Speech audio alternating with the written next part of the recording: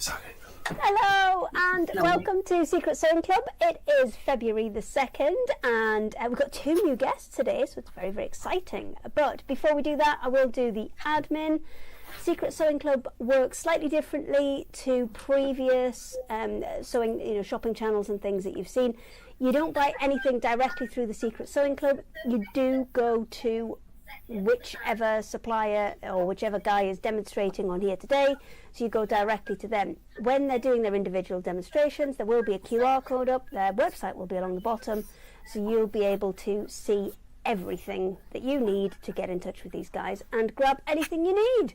So let's see who we've got today. Let's start straight above me. So Michelle. Hi. Hello. And you're a brand new one. Can you hear me? I can hear you fine. Lovely.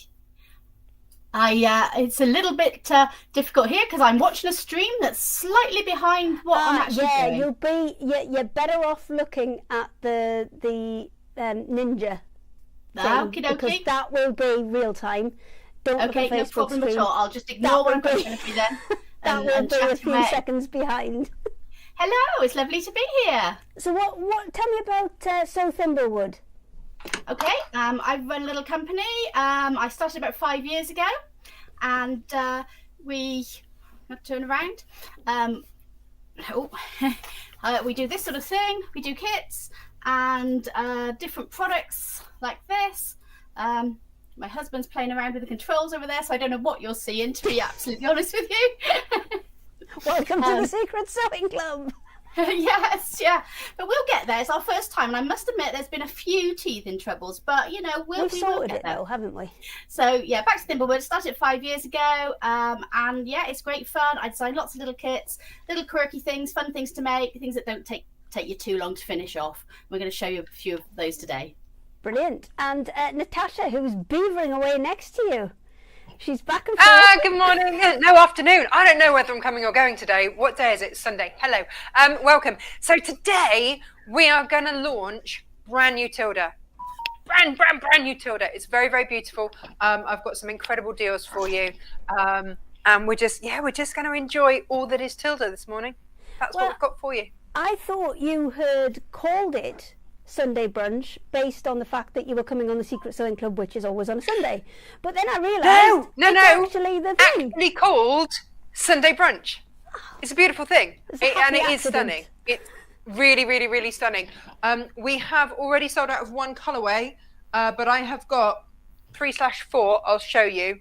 But it's gorgeous. It's just love it. So if you're a Tilda fan, it's here. And Sasha, the lady who's had the busiest week. Hi everyone, how are we all doing? Well, us or people at home? Well, everybody. Everybody. Well, I don't think that anybody's had as an exciting week as me, but they might have. Just a quick shout out to say thank you for the amazing amount of presents and cards you have sent to Amelia, and yes, he is here, baby Adley, and on the next one we will have an introduction just a bit soon at the moment. But yes, very, very tired Nonna is very tired, and Hayley was saying earlier on here, you don't have to stay whenever people are demoing, you can wander off, and I'm thinking, have you got time for now? We are in a new area. It's happened. It's done. All my Sunday evening followers will know what the plan was to move back downstairs. Chances are, if I go back upstairs, you're not going to see me again for the rest of the afternoon. So I will be staying here. It's all right. We'll help you power through. Coffee granules. Get some coffee sent down. You'll be absolutely fine. Well, actually, you're up first in terms of demos today as well, aren't you? Everyone's going to be shocked at that, aren't they? Everyone is going to be shocked. As she said, she's had plenty of time to prepare. Yeah, I've had plenty of time to prepare, and I'm going first, which is an absolute no for me. I never do that, do I? I always go last because I prefer to be after everybody else. But yeah, right. Well, and yes, they're noticing. Sorry, I'm reading the Facebook comments for you as well. So we've had lots of congratulations for you. Yeah, and tea is all prepared and in the oven. Well, thank you. I will be looking forward to that, Jane, whatever our tea is, because that would be nice. We'll be round later. And yes, we are in the new craft room, new craft studio. It is a bit of a mess, and but we're in. So right, that's well, I good. will switch it over to you and you can take it away. Thank you. So how are we all doing, everybody?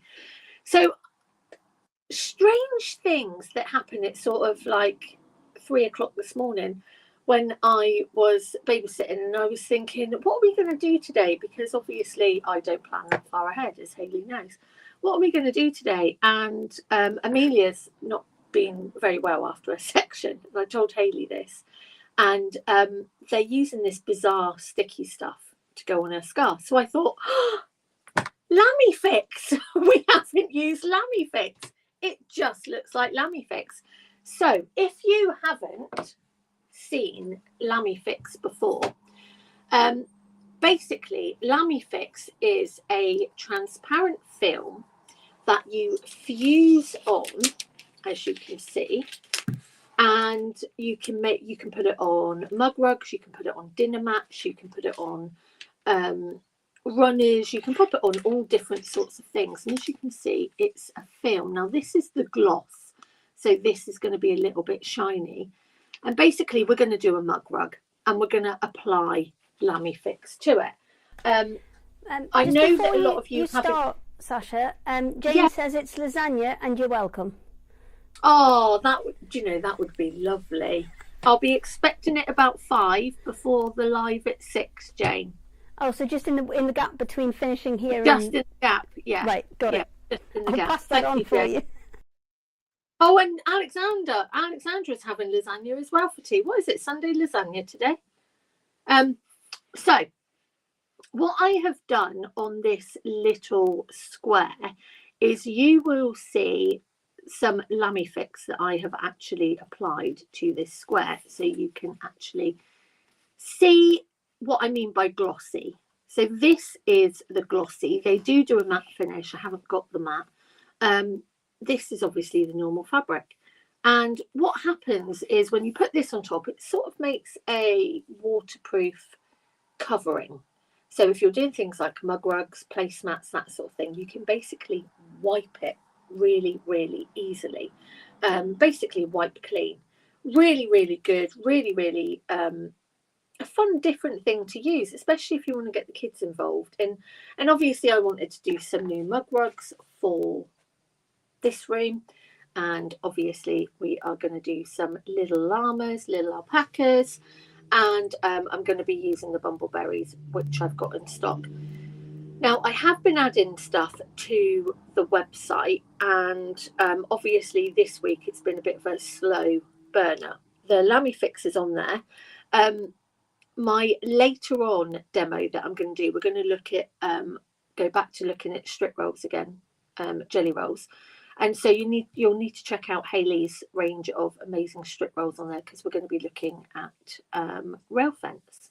So what I wanted to try and do when I come on is maybe sort of do a different easy block each month that you can do using some of the fabrics. And then hopefully next time I sort of come on, we might have the new stuff. I think Hayley's beavering away in the background, working hard, bless her. On the new bits for always us. Beavering. Always beavering around. Please, could you use it on bags to make the cotton waterproof? Now, you can use it on the bags to make it waterproof. Things like waterproof coverings and things like that. What I like to use on bags and espadrilles, like shoes and that sort of thing, is use Eau de Coat.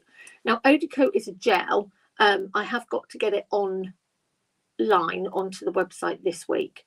Now, Eau de Coat, I started taking that onto Hachanda back in those days with Empress Mills many, many years ago, and it went insane. There is a certain technique that you do need to use with Eau de Coat, but maybe once I've got it on the website, we can look at that in the future. But Eau de Coat is like a gel, and it means that you can actually prepare those fabrics when you are making a bag or making a rucksack or things like that, and then it just dries and it creates a splash proof seal. But today is Lamifix. So the differences with the Lamifix is Lamifix, I would say, is more for flatter items. So maybe you're doing something that is going to go underneath a plant pot, or yeah, things like that. I would prefer to use Lamifix on a flatter, because even though, yeah, I mean, it doesn't sort of crack, but you may get like a crease, as you can see if I just fold that. You may get like a slight crease, and you wouldn't want that in a bag. But you could use it for small pouches. You know those pouches that you pop in your handbag and pop all your makeup-y bits and pieces. So I would say anything bigger than a wash bag, I would use Eau de Coat. Anything smaller than a wash bag, you can get away with Lamifix. Sasha, as I say, they got a question yes. from YouTube.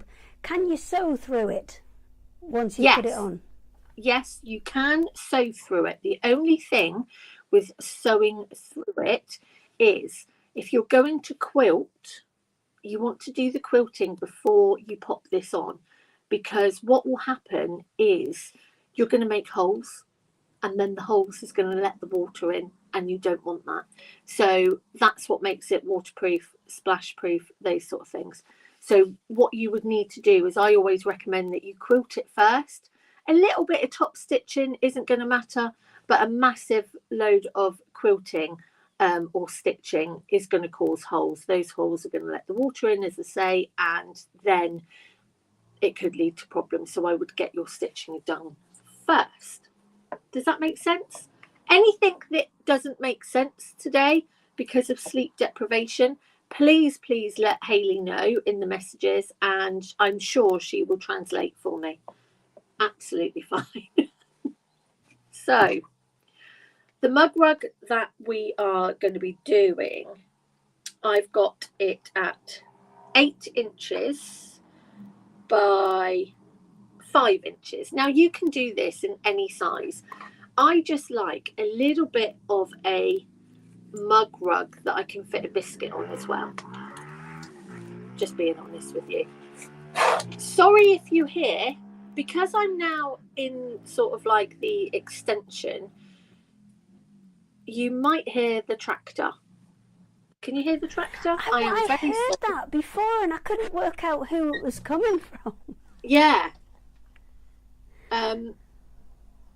So we've had a couple of questions on Facebook, so let me try and answer those a second. So I tried Lamifix on a bag and it didn't work. It was probably me. No, it was probably not you. As I was saying, Lamifix for a bag is great for a pouch, but honestly, I think it is better for flat items. Anything that you need, you know, that you're going to be folding, or is a bit of a curvature to it, I would go with Eau de Coat. That's what I would say. Can you wash the items once it's covered? Yes, you can wash. You can either wipe clean or you can wash. No problem whatsoever. So, as I say, mug rugs, great little gifts. I think that they're really, really personal. They're really, really nice. It's just something a little bit, you know, a little bit quirky. And you know what I'm like with my alpacas. Now, I have got a little bit of, see, Bosal heat protective, I can't even remember the name, polytherm, that's the one, on this one, and I've just cut it to size. So again, that's perfect for there. And I then have some bumbleberries, which we all love our bumbleberries.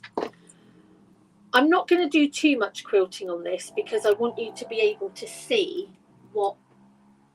how to apply. It's more important that you get to see the application technique of it. So I'm not doing much stitching at all. I'm just making sure that I'm not going to lose any of those bits. Definitely need to sort this chair out on the floor. Definitely slippy. I feel like I'm going to... Anyway, right. So, pretend that we have quilted this piece and it is beautifully quilted and everything is fine. We're now going to add the Lamifix. So I'm just going to put my iron on. Now, it's best to do it as a medium iron. You know what I'm like? I'd rather go at a medium temperature. I'm just going to move that down a little bit so you can see that, because I'm not as posh as everybody else yet. I haven't got an overhead yet. It's coming. It should be here for next time, but it's not happening just yet. But I am impressed that you've got a top and a cardigan today, where when you do that tilt, we don't get flashed. Look at me. That is 2 gold stars. I know. From Hayley. On time. I love the fact that the other night, and congratulations for a great demo on Craft Store. Congratulations. It was brilliant. But I sort of was in and out quickly, obviously, because it's been a busy week. And just as I was on there, John next door was on there. No, John was... What was John doing? Was he talking to you? It was like we have Wednesday night just general chats, and we have people come on who are going to be joining us on the Craft Store. So I'll... Natasha, if you can still hear me, hang on a second. If you can still hear me, we'll be hitting you up to come and join us on Wednesday. So thumbs up, splendid. And I know I've had a lot of questions. I will be coming on. I've just got to sort. You've got a lot on your plate at the minute, though. Yeah, I've just got to sort a few things in the background, but I will be coming on. And I was watching, and John was talking about Sasha Fancy, and then and even in his house, he's like, Fancy, Sasha Fancy. Yeah, things aren't just and then fancy, it got on to just Sasha the Flasher. Fancy. Yes. And I was like, this is great. Oh, did you hear about Gail's knicker drawer as well? I heard about Gail's knicker drawer. I did. I mean, that was just... Honestly, it's like herding cats. It's a good job we aren't on the proper telly, because there's stuff that sometimes goes out, and I'm thinking... Do you know, we've only been gone since September, October, and November. None of us could go on live television ever again. Because this is so informal, though, and it is just kind of, we're just chatting and sewing at the same time, and it's all splendid. Coming in our pajamas. We kind of forget. I mean, you will. I actually do have. Have you got leggings on today? Good, thank goodness! Oh my gosh. I do have a bottom half on today. I am not dressed as Father Christmas's wife, and I also have a higher top on and a cardigan. So I actually think I'm looking very presentable today. Very demure. So I have cut the piece of Lamifix. Now the shiny side is what is going to be on the top, and the matte side is going to be on the top of your mug rug. Okay, so matte on the top of your mug rug, and your shiny side is going to be facing upwards. Did that make any sense whatsoever? I don't feel like it did, but we will. It did. You're good. You know what I mean. Sound is good for you. Now, I tend to press it in sections, as you can see. Okay, and you don't need to hold it very long. I like to sort of make sure that I'm all lined up. Does the iron just go straight onto it, or do you need to cover it? You need to cover it, and that's the other thing. So normally when I do a basil demonstration or anything like that, I tend not to cover it, so you can actually see what I'm doing, but you do need to cover this. So I'm just covering like so, and make sure, because it is a slippery little sucker, it will move around a little bit. And we're going to press, and it doesn't take long at all, and you are going to use that iron in motion on it. Okay, you are going to use it, and I just sort of start at the top and drag my way down, so then you're not going to get any air bubbles. Oh, that's looking good. You know when a plan comes together.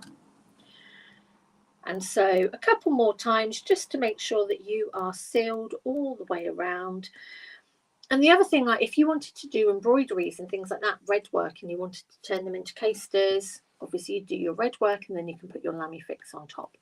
It is the most amazing product. And as I say, we have put, I have put it on the website. It is on there this morning, and you can get it in meter pieces. So obviously beware, because it is a little bit warm when it comes out of the iron. But can you see? Because obviously this is the glossy. It's a very satisfying feel. It's a very satisfying feel and sound as well. Yeah. Right, now the next thing I'm going to do is I'm just going to make sure that I trim this down, because I know it wasn't as long as.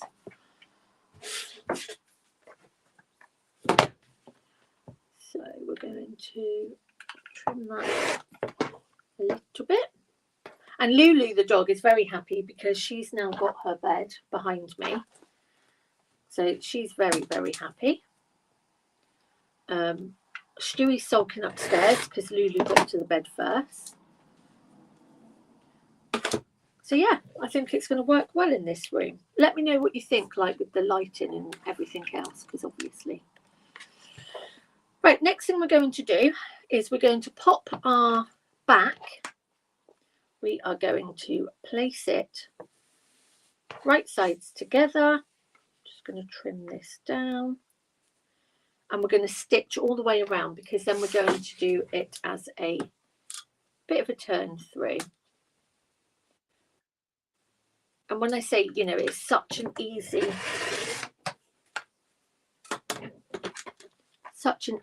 little gift. And, you know, great way to use all your scraps up as well. Really, really is a great way to. If you wanted to bind it instead, could you? Yeah, you can bind it instead. It's just that, to be quite honest, I didn't have the capacity to do binding today as well as anything else. So I'm just being honest with you. That's fine. What I would did message you in the middle of the week, didn't I? Saying, are you all right for the weekend? You did. You did. And I was like, yeah, all is good. Now, I am very, very close to the edge, because you don't want to do it in the centre. I am popping a couple of pins in. Because it is slippery, we want to hold this in place. Could you use quilt clips if you didn't want to pin through? You can use quilt clips, yeah. It's just that, unfortunately, I have no idea where they are at this precise moment. Before you stitch that, should that be the other way up? Should it be right sides together? Or is that the back? No, this is the back. Okay. We're going to turn it through. Right, I didn't know if that was the back of the bumbleberry or the front of the bumbleberry. No, this is the back. This is the back of the bumbleberry. Thank you. Just I know you're tired. I love her. I didn't want you to sew it and then be like, oh no. Right, so we're going to take this under, and obviously 1/4 of an inch or whatever you decide to. Right, where the bloody hell has that come out from? Sorry, I've just had a screw come out of my walking book. Just the one screw loose then, Sasha? Only. Where on earth has that come from? It hasn't come out where it holds the foot on, has it? Oh, I don't know. We'll soon find out in a minute. So obviously I'm going to do a little bit of backwards and forwards in, just to secure where I am going to turn that through. We'll soon know if the walking foot falls apart. So if there's a great big crunch, we need to maybe just give you a minute. We know what it is. And obviously, like Hayley was saying, if you wanted to use binding, obviously you can use binding. Absolutely no problem. We all have. Do you know, the one thing that I will say, sorting out the sewing room to bring it all downstairs, I reckon I must have found about about 50 different lots of binding that I'd made, but all bits and pieces. This would be great for that, to use all those little bits that we've got left. We tend to have so much left. Come on. Thank you. And so I'm just stitching, obviously I'm stitching through the Lamifix because we are going to turn this through. Absolutely no problems. You know, you can hear it. I have got the walking foot on because I have got a little bit of wadding in there. Let's just turn that like so. And the last bit.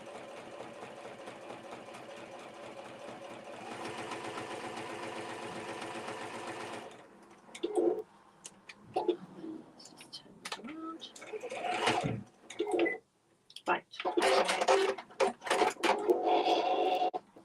So make sure that I have caught all the way around, which I think I have done. And let's just nip those corners off.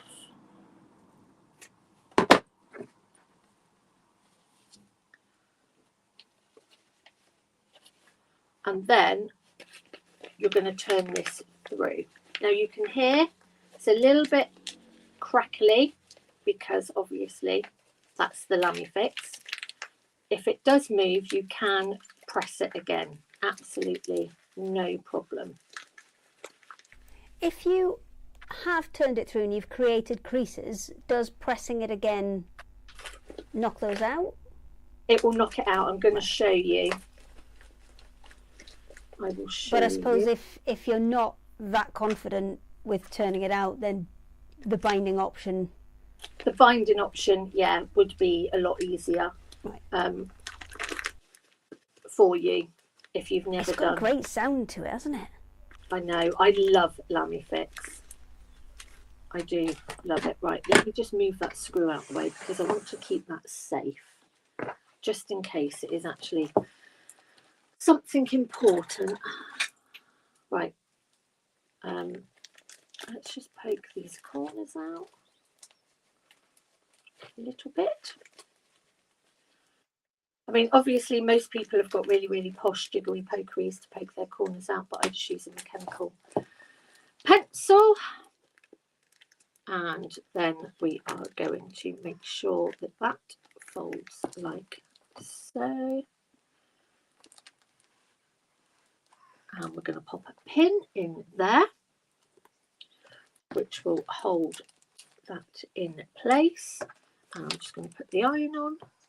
And again, let me just get that piece of fabric. And we're just going to give this a really good press again. Perfect.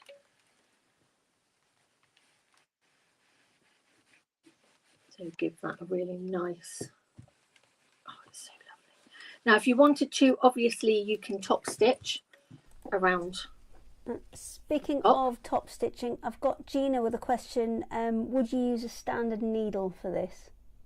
I've used the standard needle in it. Yeah, I've just used this as a top stitch needle. Does it need to be a new needle, or is it? I would probably not use a new needle because if you're doing it can blunt it a little bit. So maybe, to be quite honest, I tend to have some needles that are sort of like that I've used for quilting, that I've used for different things, and I take them out because I'm starting a new thing. And those are the needles that I would say are perfect for this. So let's just pop that on top again. Now I've closed that hole properly. Give it a nice press. And there you go. Obviously, you can see there, we've got the hole here. You're going to top stitch all the way around. But I just want you to see how by pressing that again, it goes completely beautifully flat. And it is that white clean. Now, obviously, you can put a border around it. You can do lots of different fabrics. You can do lots of different things. This is a very, very basic, just to show you what Lamifix can actually do. There you go. And so then you can pop whatever you want on it. Obviously I would top stitch all the way around so that I would close that hole at the same point as well. But if you were doing something like a purse or a little wallet, this is a perfect size. I would sort of go maybe up to 10 inches. Maybe that's about it for the Lamifix. But yeah, there we go. Very much. Right, let me just grab everybody else. Because, do you know what? They're all so good this week. Last week, it was honestly, it was like herding cats. I had Lorraine and Jeff, and they kept wandering off. And then I had, who else did I have? There was somebody else who was never there when we were coming back as well. I'm like, where do they keep going? I keep like messaging them, coming back. But it's all good. So, I have a question for you, Michelle. It's come through on YouTube. Yasmin said she was given the Thimble Wood Pinny Mouse kit for Christmas. Yes, this one. I've got it You here. might have to knock your speakers off a second because I think we've got a bit of an echo from you. Okay, which speakers do we need to turn off? Don't know. Probably one on the. Have you got your speaker on your phone on as well as your... Yeah, take that right down on that one. Try again. Keep going. That's it. Is that better? It's still there a little bit, but The trouble is now I can't hear you. Ah. I might be clear, but you might not be. You might have to turn down the one that's on the Ninja, which is kind of bringing you into us. Hang on. Okay. Here. I don't think I can. I think it's got to be your end. Anyway, she got the Pinny Mouse for Christmas, and she's also come back and bought the rabbit in a carrot. I don't know what a rabbit in a carrot is, but I like the sound of it. Oh, there you go. One rabbit in a carrot. You've muted yourself now. Oh, we've There muted you go. ourselves. We're doing well, aren't we? We'll get there. Do you know what? That's all right. It's I think Natasha's up for demoing next. Or no, Okay. is she? Let me have a look. Right, well she isn't actually. You're up for demoing next, but I think it might be worth us sorting that echo out. So Natasha, are you ready to go? If Always we ready. Swap it to you next, and we go and try Always and sort the echo ready. out. Yeah. Perfect. Okay. I will well, have a very quick tidy then, and I'm busy making next week's makes, because we do shows three days a week here. Have done for the last five years, and you suddenly go back through all your patterns and realize, my goodness, we've really made some. But as a lot of you know, I absolutely love Tilda. I was very fortunate a few years ago when I first started Natasha Makes to actually get to interview Tuna Fernando, who is the who's the designer for Tilda. Tuna is Tilda. And I've always loved her fabrics. So today we launch her brand new fabric. So rather than demoing first, I'm going to show you all these gorgeous fabrics. They are available at Natasha Makes. Here's the thing, okay? There's an embargo, which means that we couldn't start sending them out until yesterday. And we were so. We have kept our pre-order deals going until midnight tonight. After that, these incredible pre-order deals, which I'm going to show you now, they have to go. They have to. If any of you follow us, then you will know that we have of late had the most incredible waxed fabrics come through our doors. Long story short, the fabrics that are manufactured for Barber, somewhere along the line there's been a retirement, and so these fabrics have come onto the market for general sale, and I've snapped them up. So they are Barber fabrics, but we are not charging Barber prices for them. In fact, with some of these bundles today, you're getting half a meter of Barber fabric for free. So these are waterproof fabrics, water resistant fabrics. They're different weights. I'll talk you through those. But if you've been watching us of late, then you know that you can make things like this, which is your little wax space caddy. They're beautiful to sew with, by the way. Really, really easy, because I wasn't sure. And then little things like this. And big things like bags and all sorts of goodies. So they're lovely to work with, lovely to sew with. They should retail at £45 a metre. But let me show you these because I've got 4 bundles where you'll get a ½ metre for free. So you should be paying £22.50 for that fabric, but you're not. You're getting it for free when you buy the Tilda, which is 5 long quarters for £19.99. So it's better than half price. Who doesn't love better than half price? It's a good one, right? It's a good one. Let me just sign in so that I can change my own pages around. Oh my goodness. Right. Here we go. If you can hear my children screaming outside, sorry, it's Sunday. And, you know, we got kids. So let me do this. So this here is your free ½ metre. Of course, it's dressmaking width on these wax fabrics. This is a Bonneville wax. So it does have a waxy finish to it. It is 4 ounce by the feel of it, and it's absolutely beautiful. It's in a cloud grey, and you get that for free when you buy these long quarters. If you put 2 in the basket, by the way, then we will cut you ½ metre increments, and you'll get a metre of wax fabric for free. You cannot say fairer than that, can you? So these are the greys and the limes, and I just think they are exquisite. Look at these. So this is the Sunday brunch, which, you know, clearly Hayley thought we had created just for Sunday, Secret Sunday Club. No. This is actually what they are called. So these are your bundles here. They are going with your greys. Ooh, beautiful.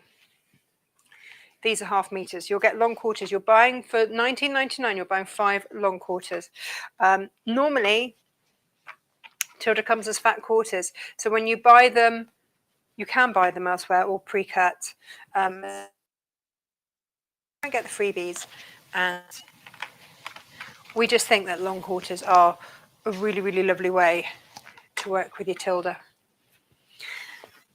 Lots of different project ideas with this. I don't know if it's going to hang around long enough for me to demo them all, but that is bundle number 1. Now, if you just go to natashamakes.com and you just type in Sunday brunch, then all of these will come up. Now, I have 2 different options here for you. When we were putting these bundles together with the free fabrics, the free waxes, we only had the photos of the fabric. We hadn't been sent samples of it. So we didn't actually know. We thought we knew what was going to go, but it was always with the disclaimer that if they came in and they went with a different fabric better, we would swap it out for that. And then these came in and they went stunningly. What are we going to do with 2 colors? So now you get to choose. So you just pop the bundle in with the free wax that you want. So you have got, this is option number 1. These are the pink and ginger colorways here. And again, these fabrics, just beautiful. I mean, look at this. So this is a chestnut color. And we just look at it. So it's just that shade deeper. Let me spin that around for you. And again, absolutely perfect for projects like this. So check out our website. If you just put waxed in there, lots of different designs and patterns and things will come up for you based around the wax fabrics that we've had. We've made all sorts of stuff with them. But this here is a very, very versatile one. That is, yeah, I'd say that's a 4 ounce. So if you'd like it with the chestnut, it's very, very beautiful. It's kind of that classic color, that classic Barber color. But Izzy that works with me, she took one look and went, But Tash, what about this blue in here? Well, I have got a handful of, I don't have as many as the chestnut. And guys, when these are gone, they are gone, because I don't have any more of this blue pewter. Don't have any more of it. So if you want it with the blue pewter, picking up this blue in here and here and here, and just looking super gorgeous, because it's funny when it's next to the pink, it's kind of it becomes more grey than blue, but then when you pop it there, it does pick up those blues, and it's just, colour just amazes me all the time, and I absolutely adore it. But I just think, there we go, that's it. Have a look at this. This is your whimsical Tilda fabric. Absolutely stunning. And there it is for you. All good, ready to go. Pa-ba! So they are two different options, but you have to make sure you put the right one, because we will send you whichever one you order, whether you order it with the chestnut or whether you order it with the blue pewter, then that's entirely up to you. Okay? Might demo in this one later. It's a bit gorgeous. And then, this is the last colorway. Now this is a tan tin cloth. Try saying that after a couple of gins. This is a tan tin cloth. What's a tin cloth? So a tin cloth is basically, it's like a wax fabric, and it has been treated with wax, but it's had other finishings on it. This is the heaviest weight out of all of the free waxes that we are offering.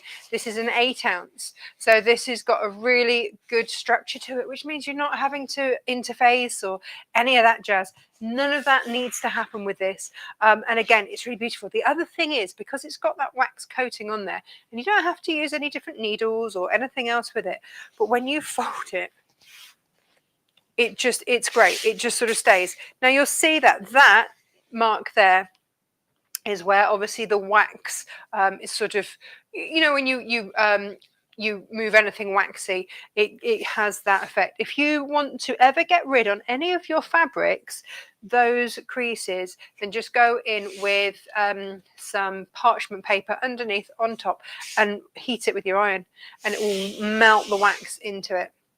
And it's just perfect. It's absolutely fabulous. What fabrics are going with that? Well, these ones. And again, it's not a complete colour match. We've gone for something that is tonal rather than an actual colour match. And so here you have these absolute beauties. It's a tone darker than this sort of this beigey colour here. And it's the tan tin cloth. Look at this. Oh, it's so beautiful. I mean, look at that and that. I absolutely adore all of them.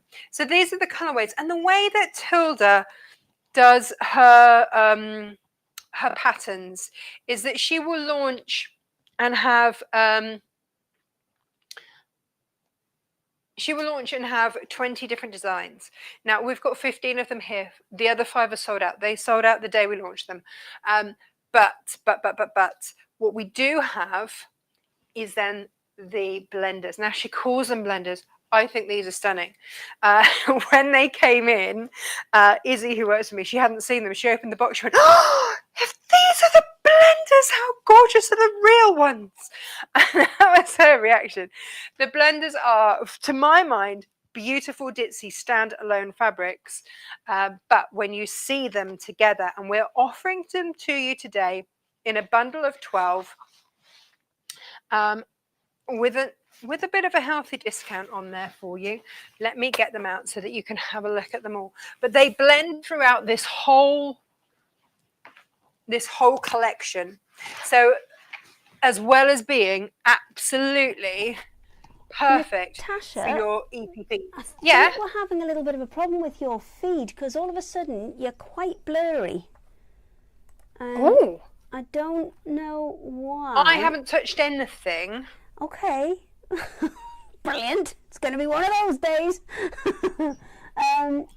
That's fine. Yeah, we'll try and fix it. Keep going for now. What if I go back overhead? That one's better. Okay, we'll stick with this one then. Okay, that one's better than You don't need the to front see me. on one. You don't need to see me at all. I'll show you these fabrics and then we'll see what's up with what. But if you love English paper piecing, then these ditsies, I mean, this is a start of a sample, then these ditsies are absolutely stunning and they just complement everything. Can you see okay on this camera, Hayley? I can see a little frown. It's because I'm pressing many buttons all at the same time. Yeah, that one's better. Definitely better than the front on one. Stick with that one. Okay. What if I do this? What are you going to press? That one also a little fuzzy at the minute. What we might need to do is up your output rate, but we can work on that in a minute. We'll stick here then. We'll stick here for now. That's the best one for now. So these are the blenders, and they are available in a bundle of 12. Again, natashamakes.com. That's where you're going to find all of these. Aren't they gorgeous?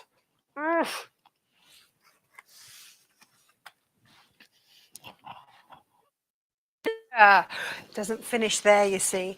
That you've got blues in there. You've got such a range throughout.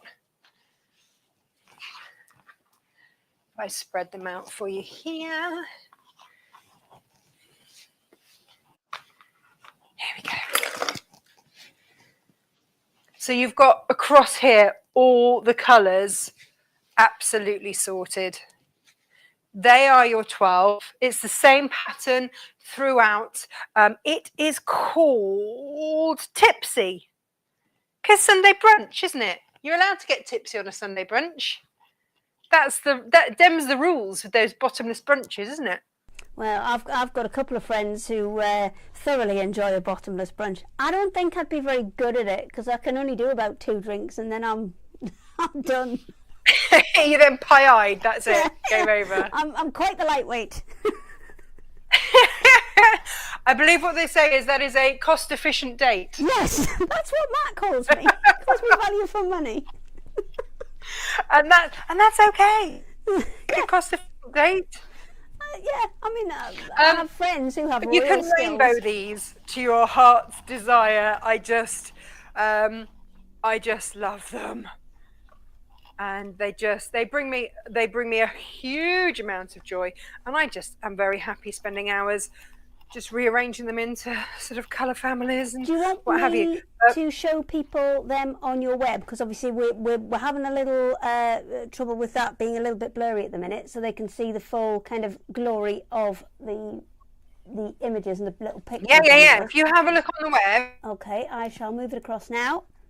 Yeah. We've got everything here. It's brilliant. So if you have a look on Natasha Makes website, you can see there's all of those bundles that you can see with the Tilda fabrics, but also with that waxed cotton as well. And then those tipsy designs are all here. Can we make it bigger? Of course we can make it bigger. So there you go. It's all those beautiful little kind of really ditzy florals, and all of those colours are available there. So the best place to look at things at the minute, I would probably say, is to hop over to Natasha's website. And I have to say that when these are, these will stay up until they sell out, but the waxed deal has to end at midnight tonight. I can't hold that anymore. Like, it's better than half price. It is insane. Do you know the barber shop's probably about, like, barber factory's probably about 5 miles from here, from where I am. Yeah. Literally just around the corner. They are beautiful fabrics, and so many people have been scared to use them. So it's been really nice to go, no, don't be scared, because they are gorgeous to sew with. But also they don't come onto the open market very often at all. So the fact that we've managed to get our hands on them, brilliant. Absolutely brilliant. So that is the offering fabric wise that we have for you. And then when we come back later, we'll demo. Excellent. Well, what we'll do is we'll just jump back everybody together, but it appears Sasha is now having a snack Got to keep her energy up. Well, I mean, absolutely. Energy must be maintained. There are no rules on this, and this is the thing that people just can't seem to get used to. Is we're all just in our houses sewing, and yeah. Sometimes we've had pets wandering in, we've had people having snacks, because we all just sit and watch each other doing stuff. But I've got a little bowl of snacks here, little sewing snacks. You've got to keep your energy up. It's important. See, Very you're important. not on your own, Sasha. Michelle's got the best snack. I've just seen I'm going to eat your products in a minute. Excellent. So what I will do is I'll pass it over to Michelle so we can get you underway on your demo, and then Natasha, you and I are going to try and see if we can improve that picture quality for everybody, and we will take it from there. So Michelle, if you're ready. I am. I hope have I got an echo? Am I good now? No, you are echo free. We have fixed it. Lovely. So sorry, Yasmin. I was just commenting on your comment. When we had all problems with the echoes. So hopefully you're still there, Yasmin, and I'm glad you liked Penny Mouse. He was my first kit ever, actually. In fact, it was the reason why I started Thimble Wood, because I was teaching it as a workshop, and everybody asked me to make little Penny Mouse. So, with his magnet to pick your pins up, and you take this piece out here, and you've got your needle roll around the bobbin. So that was my first ever kit, and it's still one of the most popular. He's a nice little easy make. He's got some Liberty fabric there at the front, and this is made of linen, and you get all of that in the kit. So anyway, on to what I'm going to show you today. It's spring. Well, no, it's not actually. It's really grey out there, but we're going to pretend it's spring. And I've got a nice little kit here called Spring Blooms. This is the actual make here. So you can see you've got some felt flowers in a little jug, and there's lots of different techniques in making these little flowers, and I'm going to show you some in a moment. There's the box. I'm just going to open him up and let you have a look what's inside. So you've got all those different felts. So these are all wool blend felts. They're all lovely quality felts to use. You've got some wires that you need in there. This is a piece of palmit violin that we're going to use, and you've got your instruction booklet. Let's take that away. Now, I spend a lot of time doing these instructions. I like them to be really clear and really simple and straightforward for people. So there's lots and lots of step-by-step photos, lots of details, lots of tips, because I want to make sure that everybody can make this. The idea is that once you've bought a kit, you want to be able to actually do it. So, I put in so much information, so you've got it all there. Okay, let's keep going. You will also find that you have your pattern sheets. Now, these are separate. They're on a sort of a thin card. They're all full size, so you never need to go and enlarge these before you start. They're there ready for you to use. Cut them out, and they're good to go. And if once you've cut one of these out, you kind of realize that, oh, I wish I could make that again, and you've managed to lose your pieces, in the back of this booklet they're repeated, so they are still here as well. Sometimes if it's a big piece, you might have to cut on a fold or something like that. I don't think you do. Sometimes they're overlapped, but you've still got them. You can still trace them off and use them again. So let's move on to what we're going to do. Let's move mine out of the way. Now we bring these back. So these are all our flowers, and they're actually all loose in here, and they're all on separate wires. So you can see we've got a daffodil, we've got a daisy. This is supposed to be a grape hyacinth. Oh, I'm not quite sure what this is. It might be forsythia, possibly. I don't know. I could do with me nan to tell me, but she's not here. So, and obviously that's a tulip. We know that one. And you make the little jug as well. So a little felt jug. So we're going to start by trying to make a little daisy, because he's quite simple. Now, if you've got one of those nice cutting machines that cuts out flower shapes, you could always just utilize the shapes that they cut out. You don't need to copy, the ones that I've got in the pattern, because they will work as well. But I've got my little daisy shape, and I've gone ahead here and I've cut 2 out, ready to make our daisy. Now, as you can see, this is just some white felt. This one's a bit pinky on the edges, so I like to add a little bit of shading. So I'm going to get myself some scrap paper. I don't want to damage my cutting mat. And this stuff, it's called it's chalk pastel. It's decorators chalks, it's sometimes known as. It was a thing for the paper crafting world, but I use it on felt. You can also use cheap makeup. This was a brand. It's actually, it looks like makeup, but it is designed for art use rather than to go on your skin. But the stuff that goes on your skin is just as well. You know, you can use that too. And I've got a really technical tool. This is, I've got a piece of stick and it's got a crocodile clip on the end, and I've got a little pom-pom in the end. You don't have to use one of these. You could use a cotton bud. You can just use your finger. And I'm going to get a little bit of this pink colour. I'm just going to test it on there so it makes it not too dark. And then, oh, see, look how much more darker that comes out on that felt. I'm going to wipe it on my felt. Don't panic if it's gone a bit dark, because it will settle down a bit by just wiping it back off with your finger. And over time that will fade as well. And actually it's not too bad now. Now I've done the others, it's not looking so much. Let's get a bit more on there. So you can see how I've created that sort of slightly pinky edge that you do see on daisies. Let's just finish that off. Okay, so yeah, I'd probably do it on the other as well, but I'll leave it for now because it's a bit boring to watch that. So once we've done that, we need to make a stem for our daisy. I'm going to lose my paper now.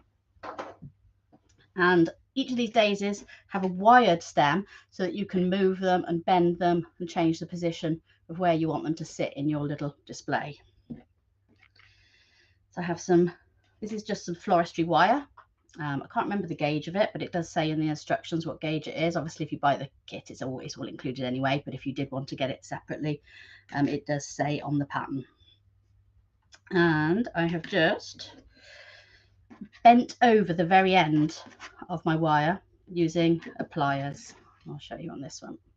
I've got little round nose pliers. The only reason I'm doing this is to stop you ending up jabbing that little sharp end into yourself. If we bend him back again as well, it just means you've got a rounded end and you haven't got a sharp point. So I've just made a little loop. It's going to get completely hidden. It doesn't need to be neat. All right, so let's put that one. Strip of felt, and we're going to cover our wire stem. So I'm just going to put that on there. I've just anchored some thread to the end, and now I'm literally going to wrap the felt around. It's quite tricky to begin with because you kind of need 3 hands to hold and, you know, maneuver. So I'm literally doing an overstitch.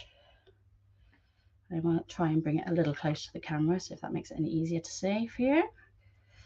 So you've got to keep doing a couple of stitches, tucking it back round, and then doing a couple more stitches. And you know what would help me massively? If I put my glasses on. There we go. Oh look, I can see it now. Hello wire. You were just a fuzz just now. Okay, so again I've done a couple of stitches. I'm tucking it in with my thumbnail. I'm pulling this side over. You want to get that nicely tight around that wire. Once you get going, you can actually zoom a bit faster. It's just getting it started that's a bit more tricky. So here we keep going. We'll do a little tiny bit more, and then we'll go over to what I made earlier. Okay, another couple of stitches, and you can just see what I'm doing. So we're just binding the felt around the wire. So this gives us a nicer, thicker stem, and it gives us something to sew to so that we can attach our flower to our wire in a moment. Now, when I put this on here, I've got a bit of extra wire sticking out of the top. That is intentional. We want that bit of extra wire. So don't worry, I didn't cut my felt too short. That was on purpose. So I've got one here and I'd already done, and I've got my wire sticking out of the top there. And as you can see, I've gone all the way to the end. Now I need to get some flowers. Oh, we need a calyx. Nearly forgot. This is the little bit, I'm not sure if a calyx is the right name. I think it is. This is a little piece that sits on the back of the flower. Okay, so that's that piece. And I've just cut that out again from that same green felt.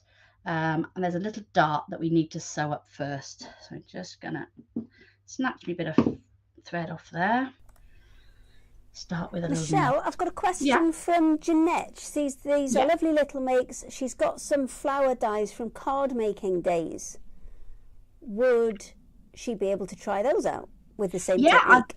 The little metal ones, the card making ones, give it a go. The only thing is whether it will cut through the thicker quality felt, but it should do. I think you're only going to get one cut at once. With, I know with the Sizzix, the thicker Sizzix type dies with the metal cutter in, you could probably cut 2 or 3 layers at once. But with those, you definitely one at a time. But I have seen it work. You sometimes just get a few areas where it hasn't quite gone through and you just need a little pair of scissors, just snip it out. But certainly give it a try. It's definitely worth it. If you've got the tools there, then yeah, go for it. Okay, now I'm going to add a knot to my thread. Now with this felt, like I said, it was a wool blend felt. It's nice and thick. So what I tend to do is I tend to start a little further in than where I want my thread to be and needle through the thickness of the fabric. You see I've put my needle through. You can't see the needle on this side. You can't see it on the needle the other side. Let's try and show you a little bit closer. Oh, I'm in the wrong place. There we go. That's a bit better. Can you see? So I've needled through. So my needle's actually going through the very center of the fabric. And it just means that then your knot isn't exactly on that edge. Because if your knot's exactly on that edge, your little tail is always going to be hanging out where you don't want it to be. This way, that is right in the middle of your fabric. I can cut the little tail off a bit. And it isn't going to jut you out and it isn't going to cause you so much trouble. Okay, I'm just going to do an extra little stitch because I like to make sure it's really secure. And then, so let's get my little calyx. I've got a little dart in there. I'm just going to fold those two together. And I'm going to over sew along that dart. Let me just get it round in my hands comfy. So just very simple. With over sewing, you're just going from the same side. You're bringing the thread over as the needle is entering the fabric from the same side every time. Okay. So every single stitch is entering the fabric from the same side. I'll just put an extra one on the end there to make sure it's secure. And now that's just made that calyx have a bit of shape, so it's not a completely flat piece of felt. Okay, I tend to leave threads on everything just in case I need them later, and I am going to need it in a moment, so I am going to just leave that on. Now we've got our nice covered stem from earlier. I'm going to just stick that up through the middle there. So we've got the plain piece of wire sticking out through the calyxy bit. Now I'd left that thread attached. I'm just going to sew around the top of there to join it together. You don't, just a couple of stitches will do. It doesn't need to be that firm. You're not going to be, it's not like a seam in a pair of trousers or something that's going to be stretched and pulled all day long. You just need a couple of stitches to hold it together. Let's have one more just for luck. Okay, and again, to finish off that thread, I tend to needle down through the felt somewhere to get rid of him. So we're going to just take him down. Take him down there and get rid. Snip it off. So now we have a covered wire with a calyx on the top, and that's still the sticky out bit of wire there. I need to make a couple of holes in the center of these daisies, and to do that, again, just use your needle, kind of find the middle, you can eyeball it if it's easy enough, and then you just wiggle the needle around. I'm making like a circular motion with the needle, and it's making the hole bigger. I don't know if you can see that or not, or whether that's a bit tricky to see. You need to do both. So let's do the same, wiggle it around, and it makes a bigger hole in your felt. Plop those on there. There we go. Pretty simple. And I like to offset the petals so that you've got one set of petals that way and one that way. Now to stop that falling off, we're going to bend the wire. So I'm going back to my pliers. I'm going to bend it over. Oh, didn't want to pull it up. And then try and curl it round.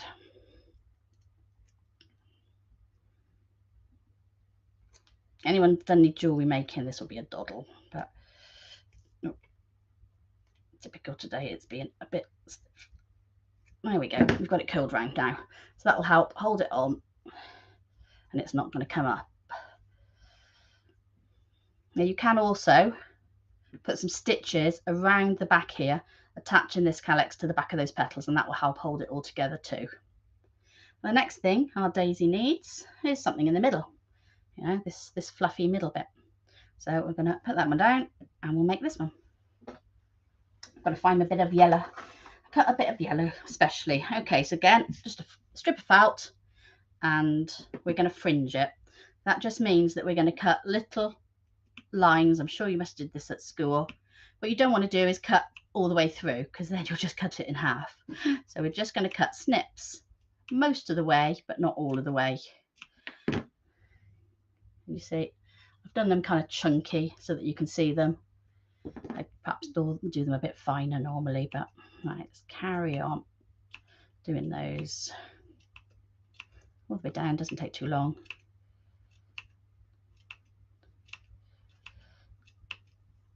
And then it's a very simple job of rolling those up.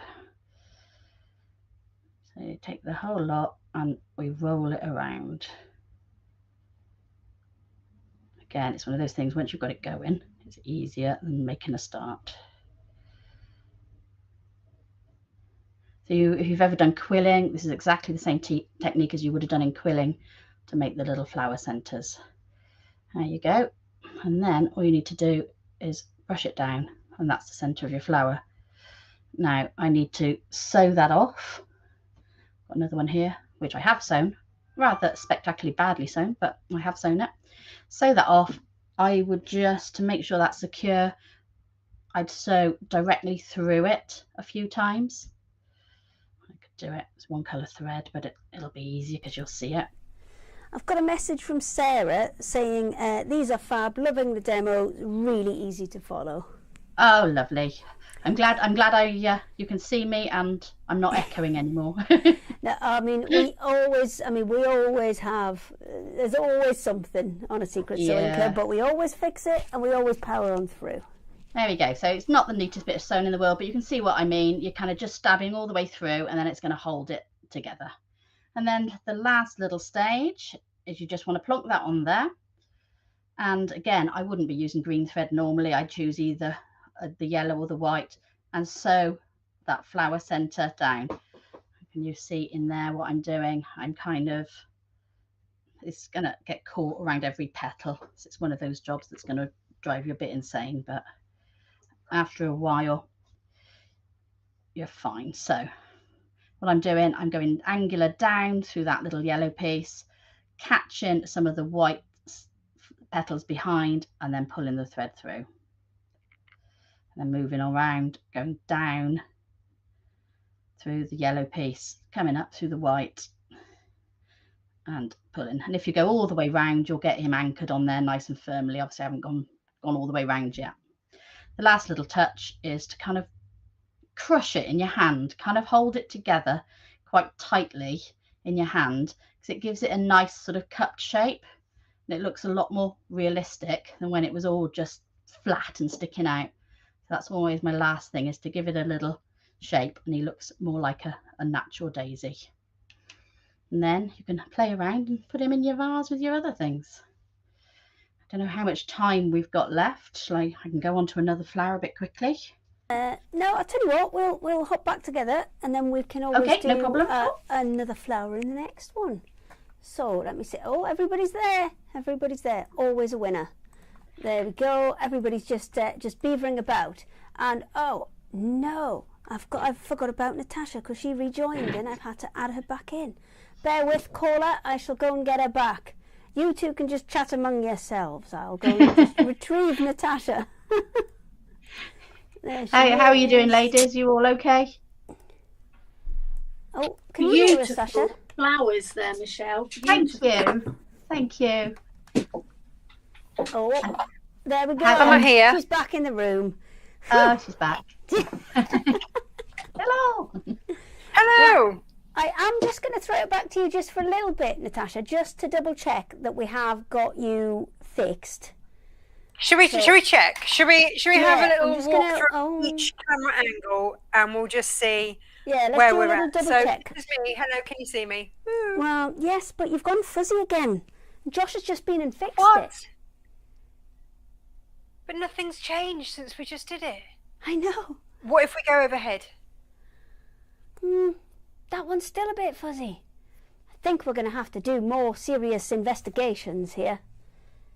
That's we so had strange. it and it was crystal clear. And now...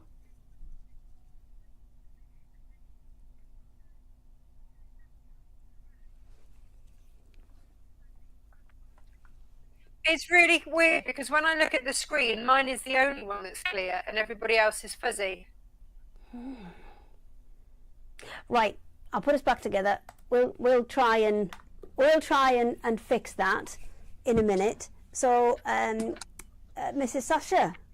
See, now she's fine again. Altogether, she's clear as day. She's clear as anything. But okay. Yeah. How bizarre. We'll fix it. We've had worse than this. We'll fix it. Trust me, Natasha. We've had worse than this. She has to work with me, Natasha. It's challenging on the best of days. Yes. Technologically, you've got one camera, you plug it in, you're quite straightforward.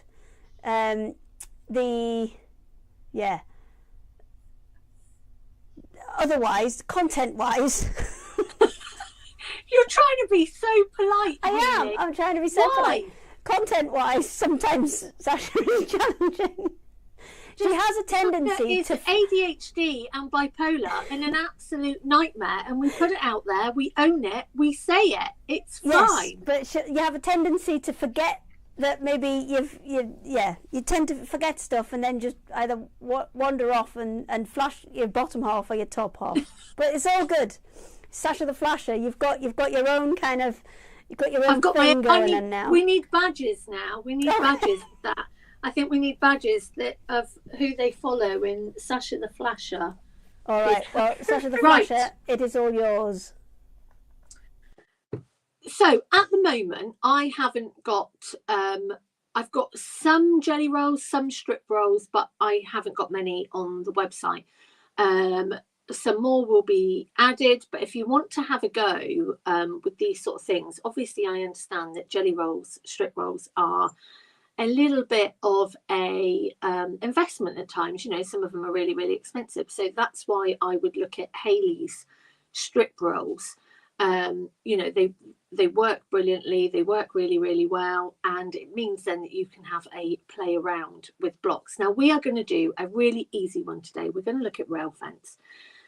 Now I've had this jelly roll in my stash for goodness knows how long. Oh, thank you, Carol.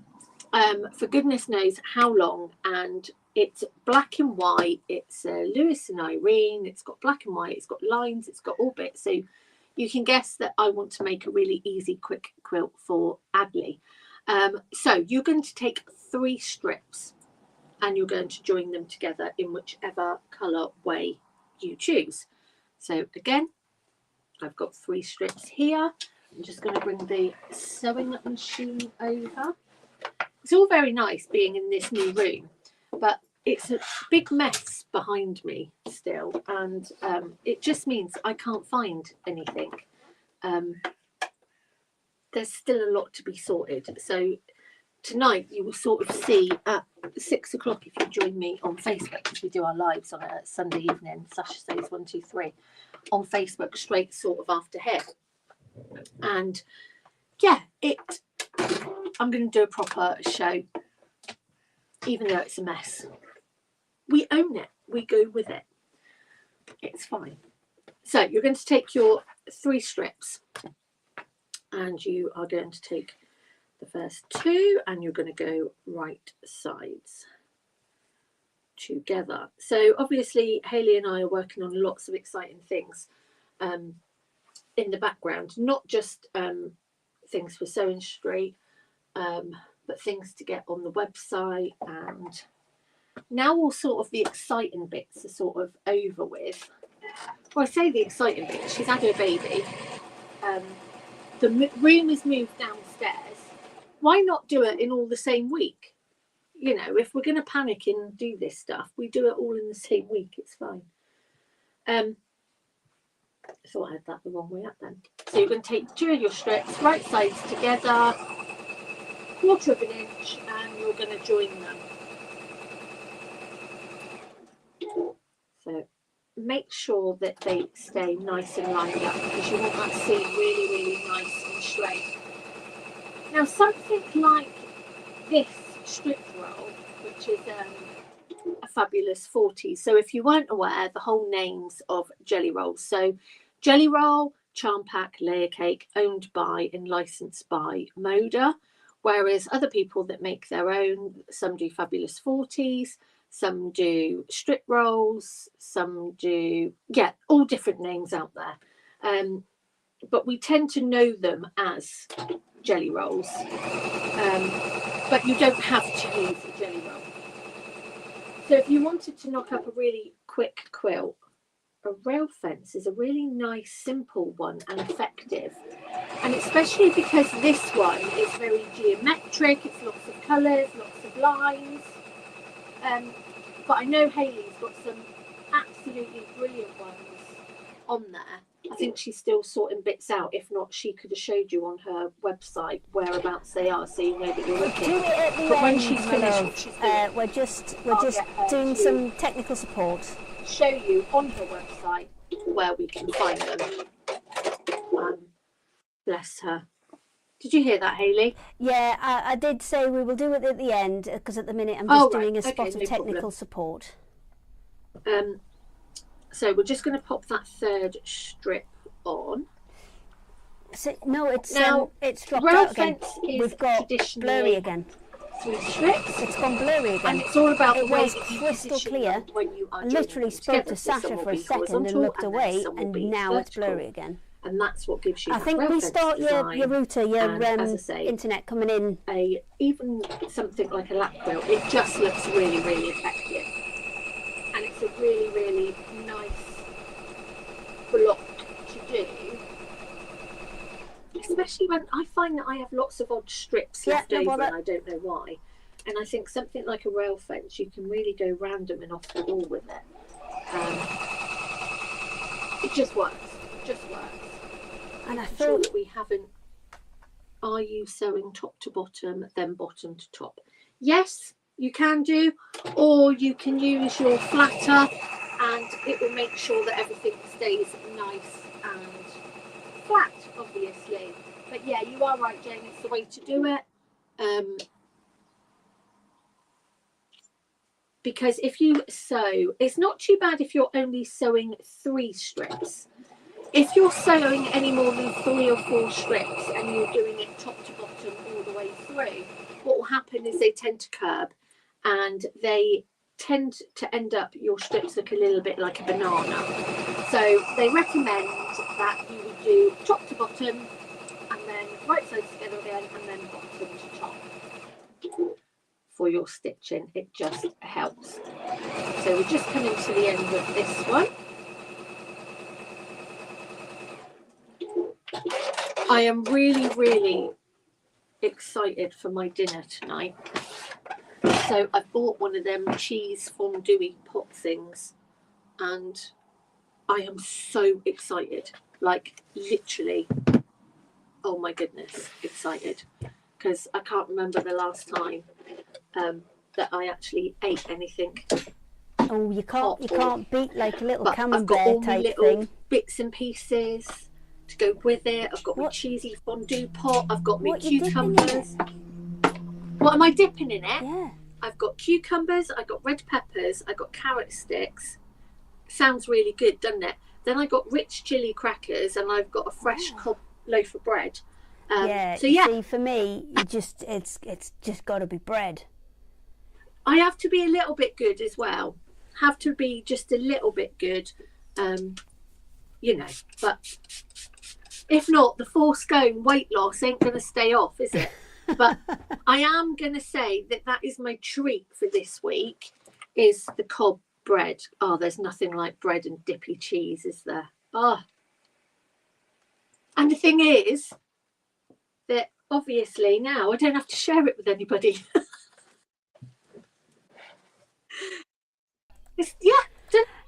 That. Oh, don't. We can hear you. I'm fixed.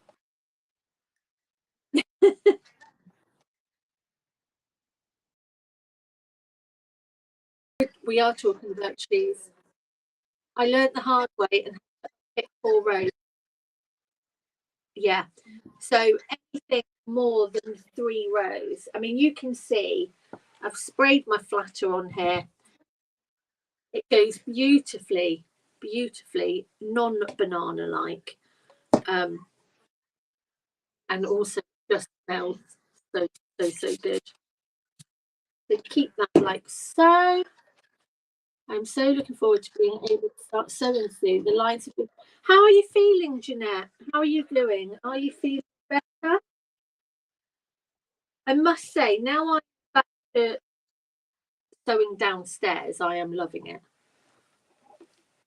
I am.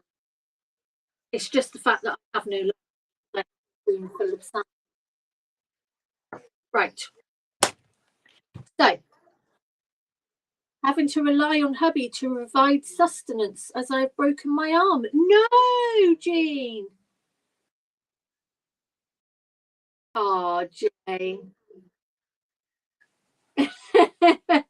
Does that mean, Jane, I've got to share with you? Does it? Are you sharing your lasagna? Jean, how on earth have you broken your arm?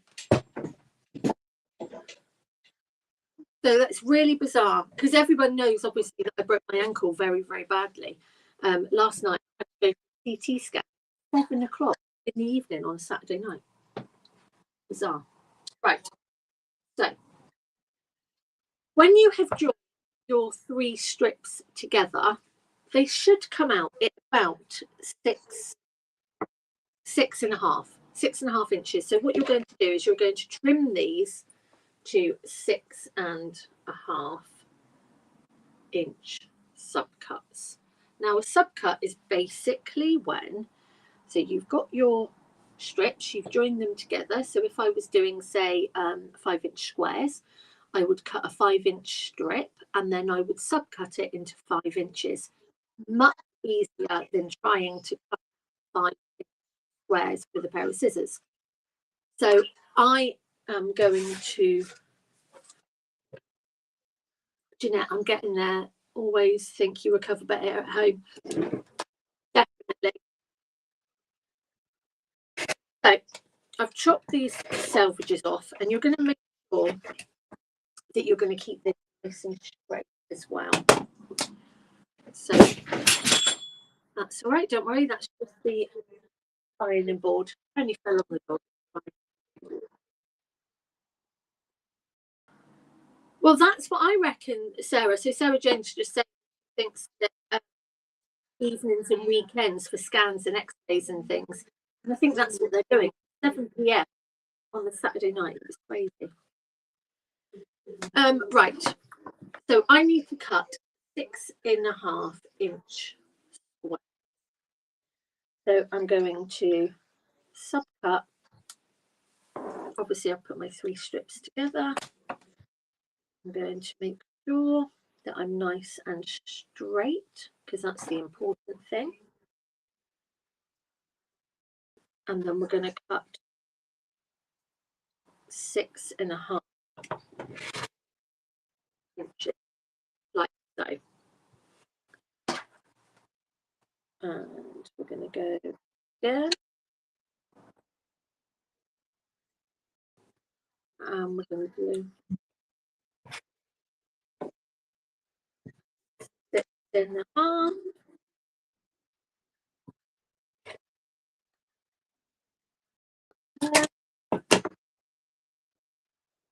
And then do that.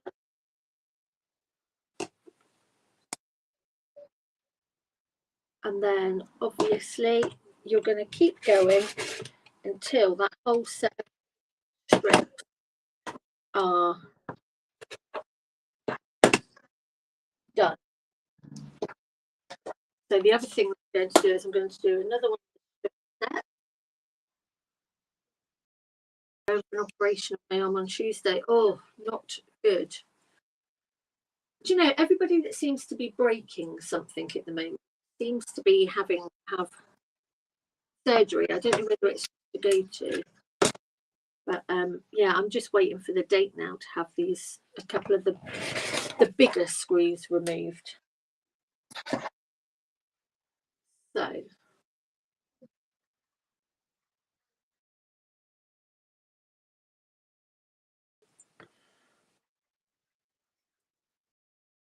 right.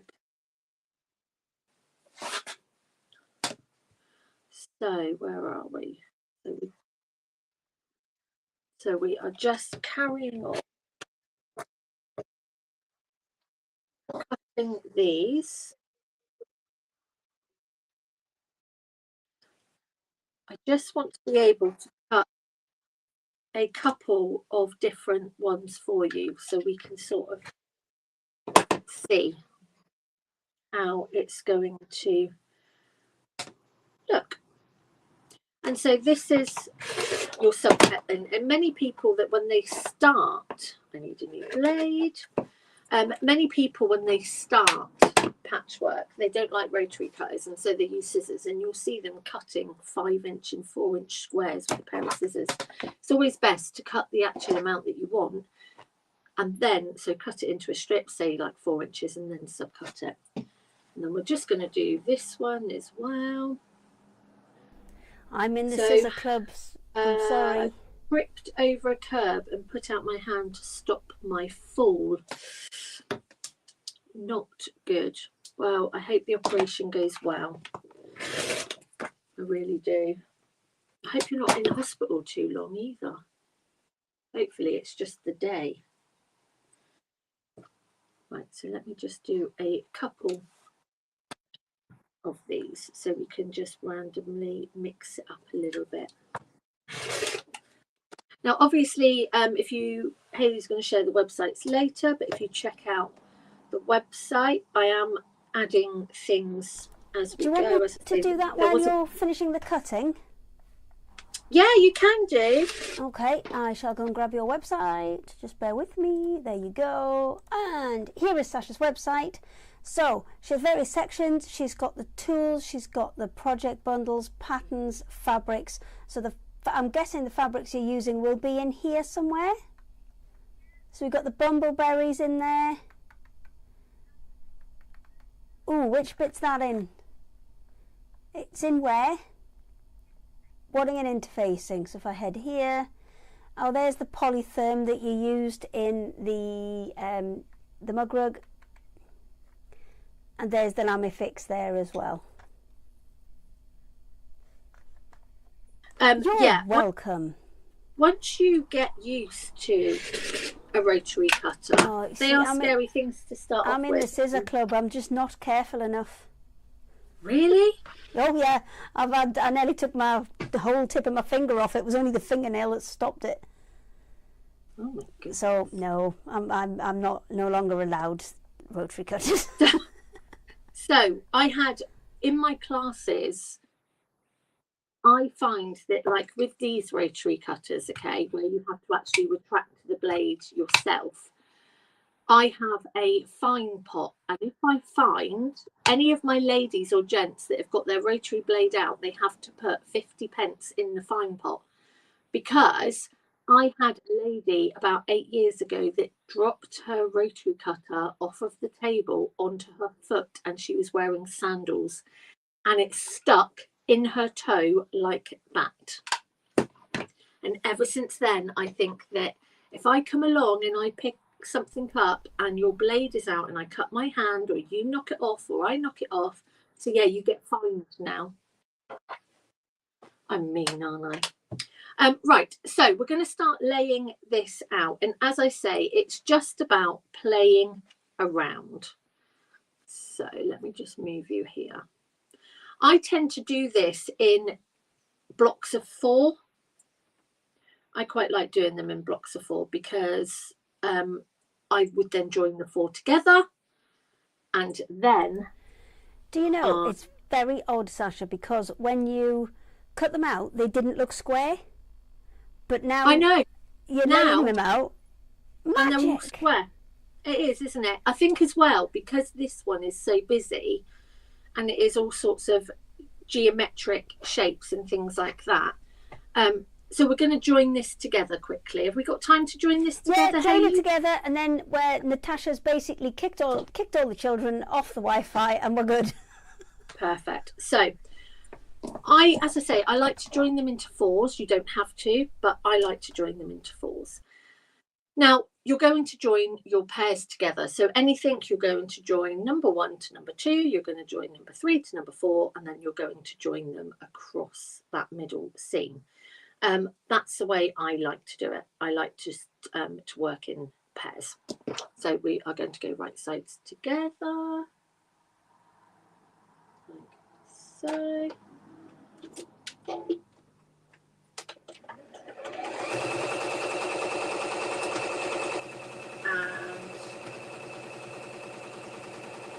It does work for a really, really nice, clear, quick block as well.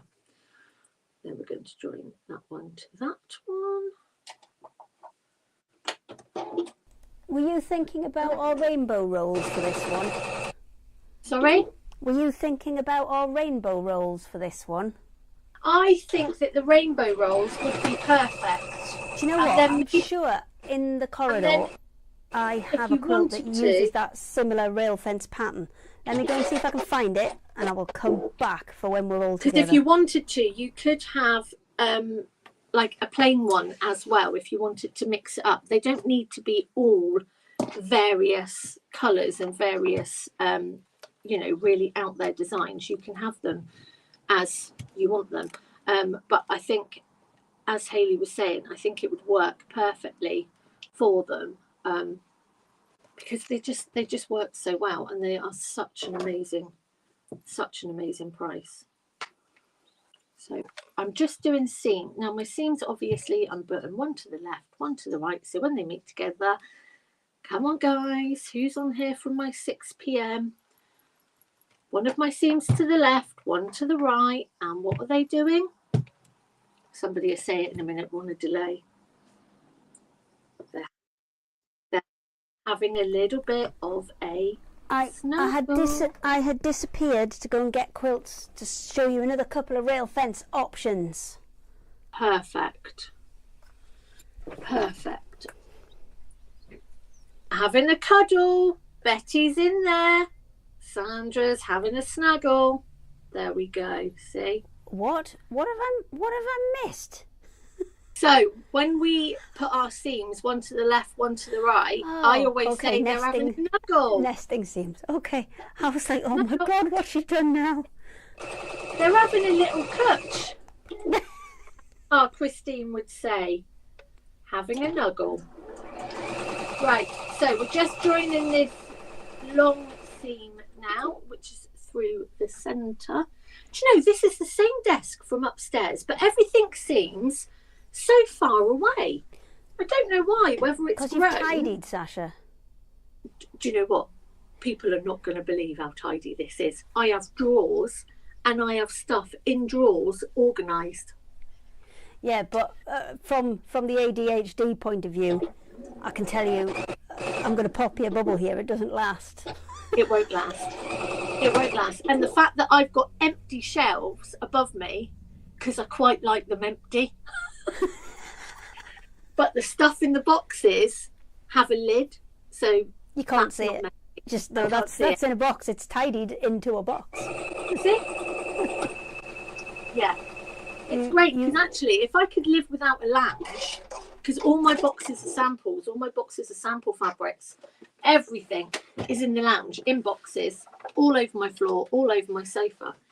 And actually, I quite like a clear craft room, so I'm just going to give up my lounge. I'm just not going to have a lounge. And Lily said to me The the whole other night, house is just I'm- crafting yeah. space now. Lily said to me the other night, are we actually going to have our lounge back at any time? I was like, yeah, all right. It's only been a week. She was like, oh, sorry. I'll remind you in 6 weeks, shall I? Rude. Like, okay, when you're on your days off from college. You know, You know. you could always tidy some of it up. when I you've think got a day off someone's from college? suffering a bit of baby jealousy at the moment. Oh, do you think that's what it is? I think so. Liz, Hayley, your sticky strips have changed my cheap ruler into a super duper ultra safe ruler. Wow. Right. Into a super duper ruler. Just cut 300 very small squares with no slippage in less than an hour.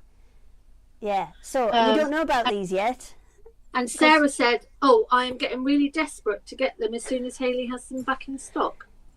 You haven't even seen these yet. No, I haven't. So I'm feeling a bit miffed off now, to be quite honest. Like you've missed out. These are little sticky strips. You know, when the paper people were on, and they had stamps, and it's made out of the same stuff as those stamps, but it's kind of reusable, washable, so it re-sticks. It's like a photo polymer, and it's really thin. You stick it onto your rulers. I haven't got any yet, so don't go looking for them. I'm waiting for some more to come. Well, it'll come, and then we've got to cut them all out. But you put them down onto your fabric, and it kind of grips your fabric, stops your ruler sliding about. Oh wow! When are you getting it back in? So it's not on there now? It's not on there. It's not on there now. Well, that's why I said hang fire. They're not on there now, but they are coming back really, really soon. I'm just waiting because we had to get them bespoke manufactured, these kind of like sheets of just random sticky stuff, because nobody orders just the sheet of sticky stuff. They all have it made into a design for a stamp. Yeah. So, yeah, I'm waiting for my sticky sheets coming. Wow.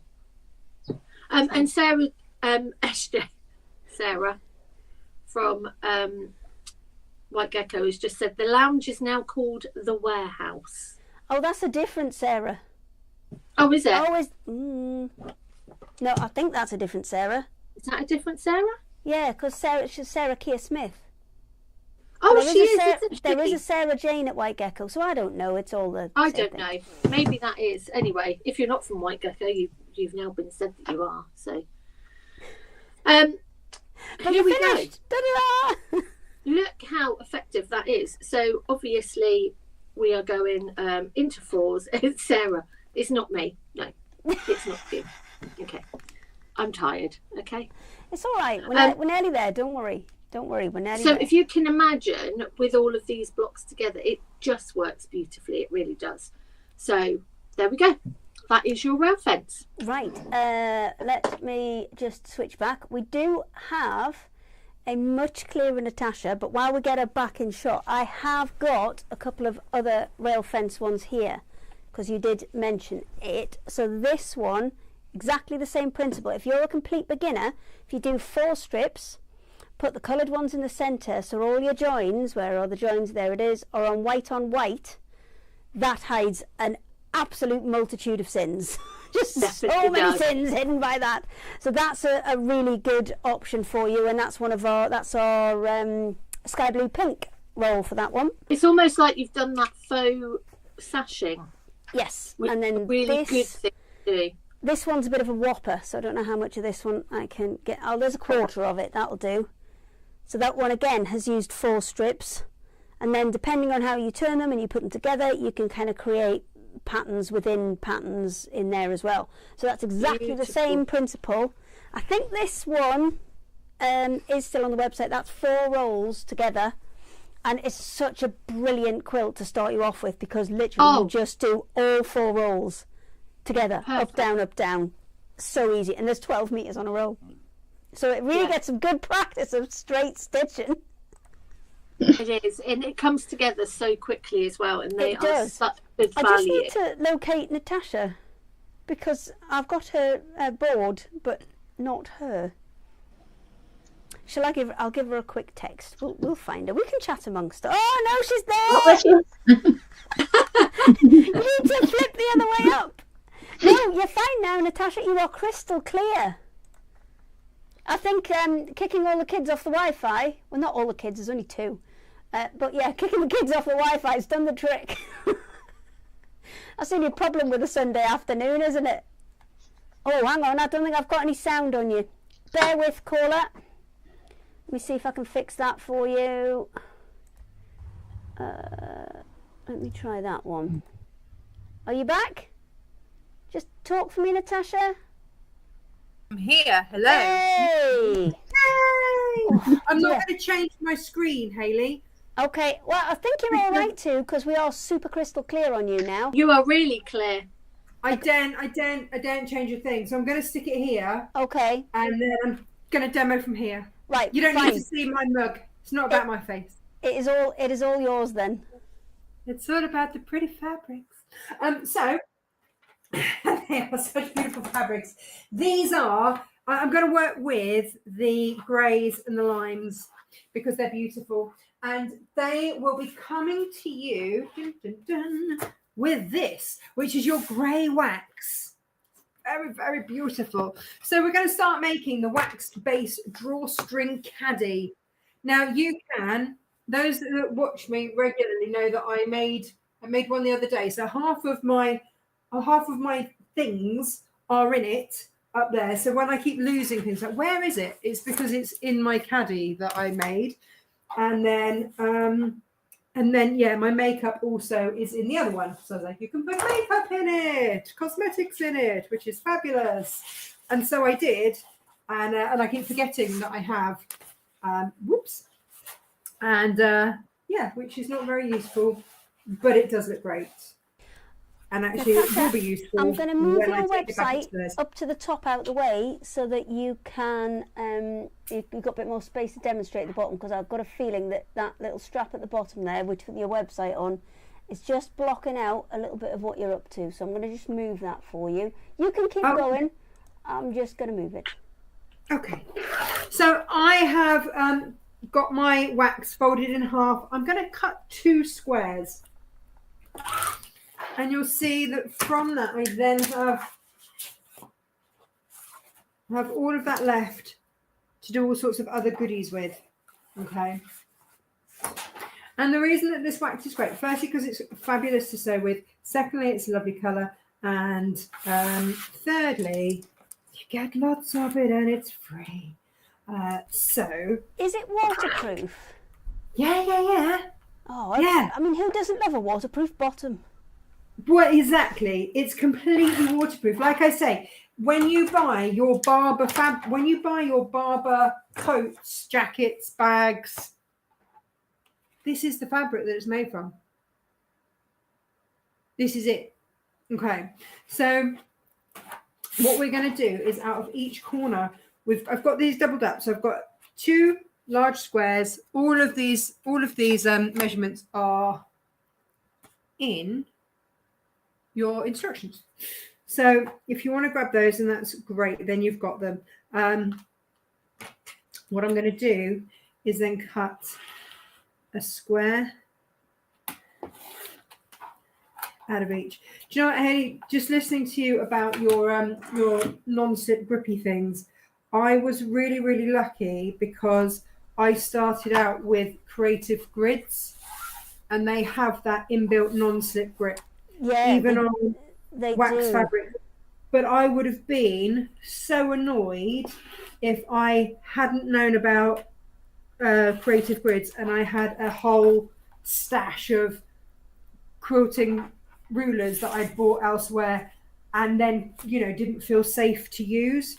So if you've got a way around that so that people don't have to buy all new rulers, that's really good. Well, what we did was we made them because we cut a lot of our own rulers, and that was one of the things, and that's one of the reasons I was no longer using rotary cutters, because I just can't be trusted. Simply cannot be trusted. I remember Jenny Raymond, a decade ago, trying to teach me how to cut with a rotary cutter and a ruler, because everything I did, like yours, with scissors, and I didn't quilt then. And I was just like, no, Jenny, that's not the one for me. No. And then I discovered Creative Grids, and it changed everything because it's got it built in, so everything is safe. It's got like a textured back, hasn't it? Yeah, it's got an inbuilt non-slip grip, so you can see there's that texture to it. But again, if you've already bought rulers, you don't want to have to double buy. So No, and if you found a way that you can utilize the rulers you've already got. The little grips are not very expensive either. They're like £2 or £3, and you can cut them into smaller bits. So if you've got smaller rulers, you can still use them. But they are magical. And yes, we are getting them back soon, but not today, people. Not today. No. So now we've got two crosses. And what we're going to do, there's not really a right or a wrong way with this particular wax. Look, I'll move all of these. And of course, keep these because you can use that somewhere else. But it really... Just going to see if I've got... Here we go. When you say, is it waterproof? Let me just show you this. Can you see that? It's like it's pre-odor coated. Yeah. And I love odor coat. I'm just now wondering where you're going to put that so you don't spill it. Yeah, thanks. So am I. Is this one of those times where you kind of haven't thought that all the way through? Yeah. Okay. It might be going on the floor. I'm having to be honest with it later. Do I need to go look on your website quickly while you're... Oh no, you're sorted. That's fine. It's fine. We're all good. You can't see on my floor, so we're all good. Okay. These are fabulous. I've snapped mine, which is very, very, very annoying. But it was a great way to just mark a 1/4 of an inch. You're going to want to mark a 1/4 of an inch along here. Now, if you've got some sort of pokey tool or something, the great thing about the wax is that it just marks so that you can see it. And here's me going, where are all my things? Again, here we go. But otherwise, just use your ruler. Sometimes you can just kind of score along there. Can you see it highlights it? And then you can fold it over. And we're going to fold over by 1/4 of an inch on one of them, which is going to be this outer one here. Okay. And we'll sew that down. So I'll just score that so that I need to. This is where wax is brilliant, because on fabrics, normal cottons, you can't really do that. And this is a cotton a cotton fabric underneath that wax, but that just marks it so that I can see what I'm doing, and then I can just fold it on that score line.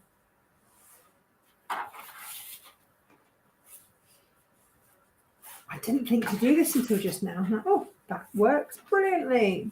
And so then I'm going to sew just down there. I can't switch my screen from here because we've had to come off our normal Wi-Fi and go on to something else. So I'm going very, very quickly. While you stitch that, do you want me to hop onto your website then? Sorry? While you're stitching, do you want me to hop onto your website? Yeah, go on then. All right, then I will. So there are the tipsy blenders that we saw before. Let me just go and grab the... Ooh. Oh, that's a point. Is it within your patterns? Because I've still got the Sunday brunch fabric. Oh. It's going so well today. Isn't it? We're doing so well today. So these are some of the Tilda fabrics. These are the Sunday brunch collections, and it's one of the Sunday brunch collections that Natasha is using for the bag. But what I do need to know from her is where is the pattern. So I'm going to go... okay, search is up over here. Waxed base. Oh, spell it right. There you go. There you go. So then you've got two options there. You've got the waxed base, the printed version and the download version. Obviously download version you can get straight away, but if you're going to be using the waxed fabric, which you'll be ordering from Natasha, then you might have to wait till that arrives. But there you go. It's back with you. Have you paused or have... Oh no, you've gone black. Oh, 1 second. Right, let me just pop that back to Natasha's website while I... Oh, she's disappeared. Luckily, these guys are still here and they can help me out until she comes back. See, I've got the bun up now because I'm concentrating and pressing so many buttons at once. So Natasha seems to have temporarily disappeared. This is fine. We can deal with this. So, Michelle's just laughing. I don't think she realised what she was quite letting ourselves into for this.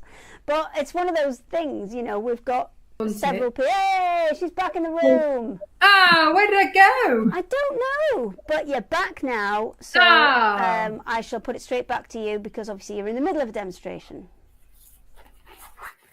It's funny, I suddenly had the full screen. I was like, oh, this is great. Oh. You just went black and disappeared, but now you're back. Oh, so it's all good. Is this the Sunday brunch fabric, and which colourway is this one? This is the grey one. I couldn't find that on your website, I don't think. Let me have another look.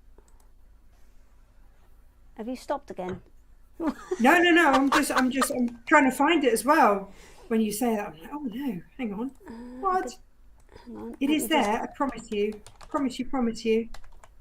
Right, here we go. It is the grey and yellow one. Ah, right, that's fine. You got it. I hadn't spotted it. Yes, it was because the yellow was on the top. Yeah, grey and yellow. And it's very, very pretty. Very, very pretty. But if you have a directional fabric, what I would say is put it in the direction that you want it to be in and then flip it. And we're going to sew along here. And we're going to do that on each of them. Do you want to show them our website again, Hayley, while I do this?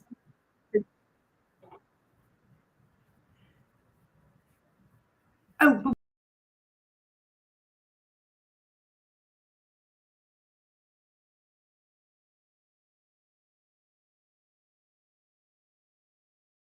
because there's only one bit of audio that comes through, and unfortunately it's only me. So this is the grey version that you can see that Natasha's using at the minute, and that includes that matching grey waxed fabric as well, with an absolutely killer deal on that one.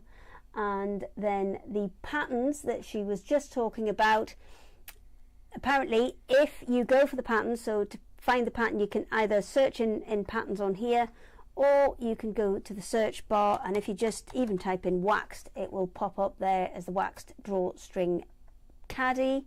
So this is the printed version, but if you get that downloadable version, if there's ever an update to that pattern, that will come through to you automatically free of charge. You don't have to go back to the website to do that. It will come to you free of charge.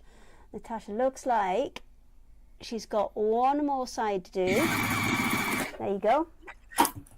And she's back. I'm back. I'm nearly back.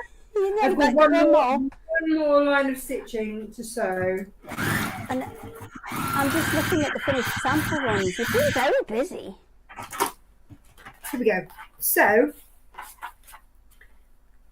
this is the beauty of the wax. You just fold it back. It's so lovely. I haven't changed my needle. I haven't done anything special at all here. Not at all. Nothing special.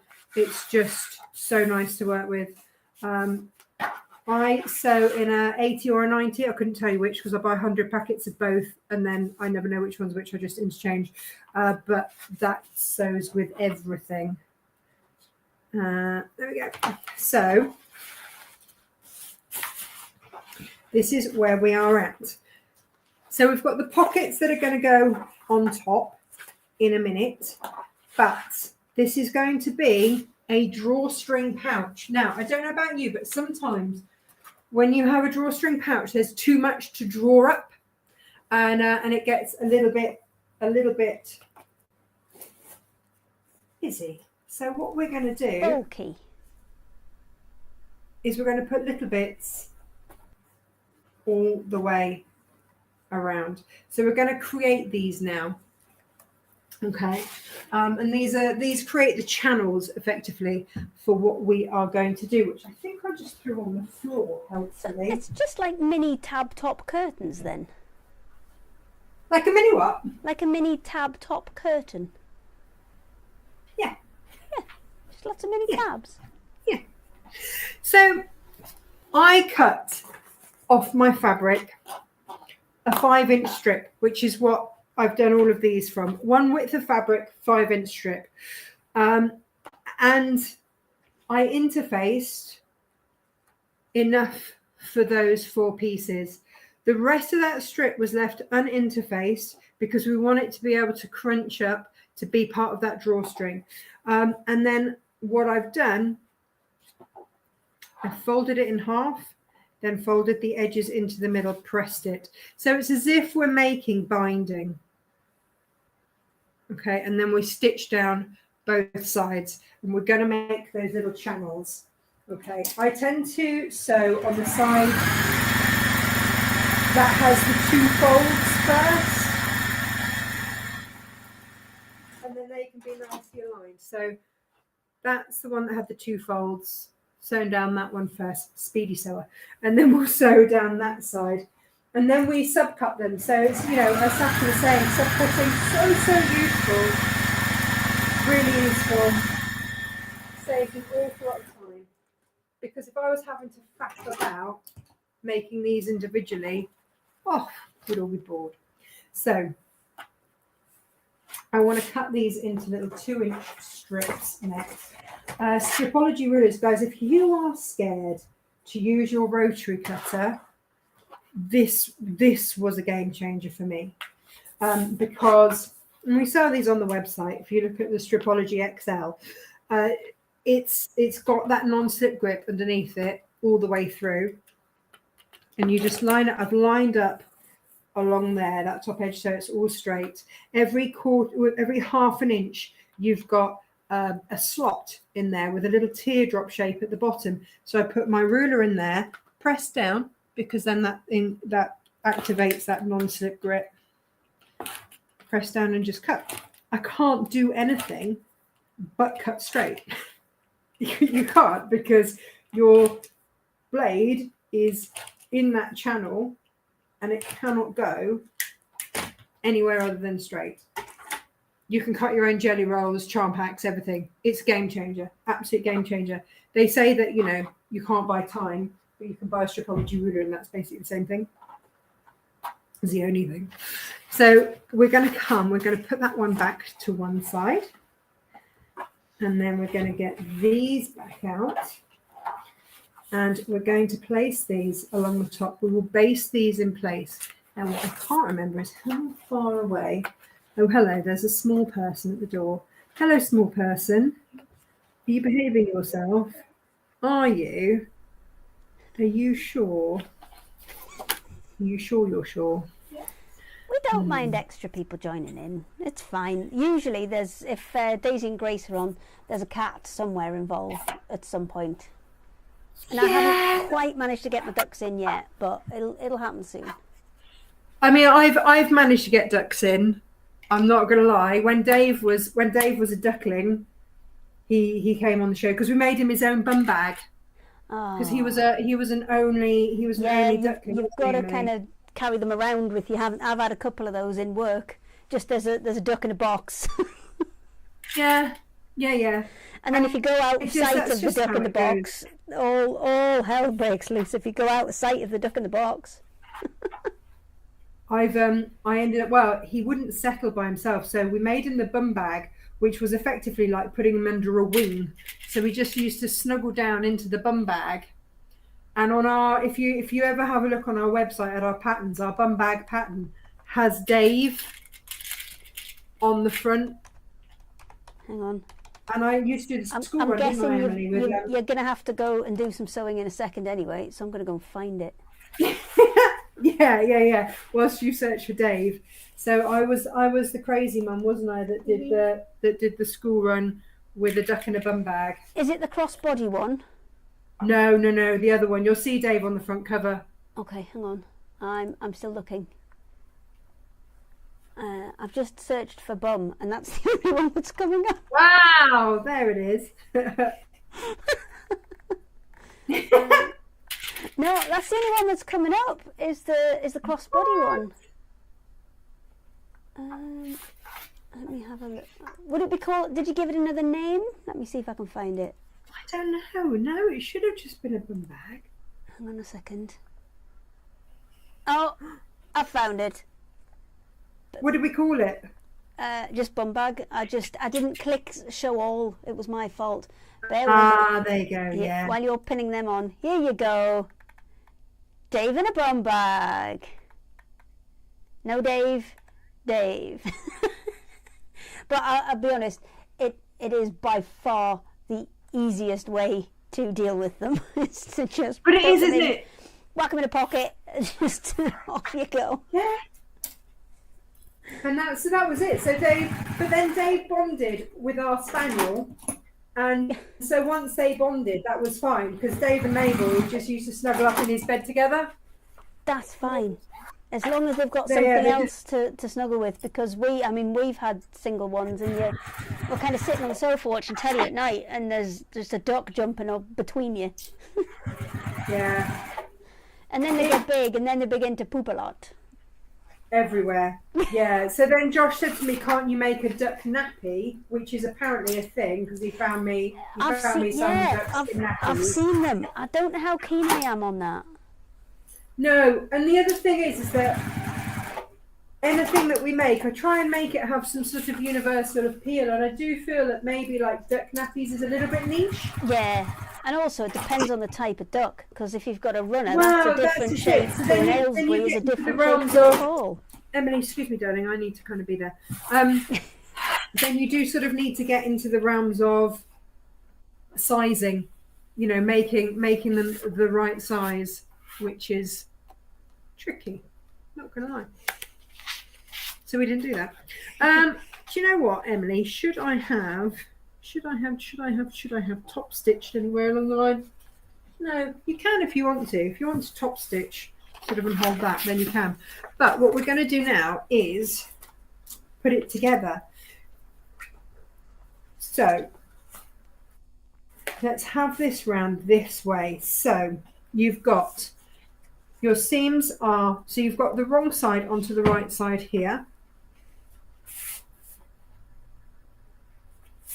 Like so, and then we're just going to fold them up on their side like so. If you wanted to pin, what is the waxed fabric like with pins?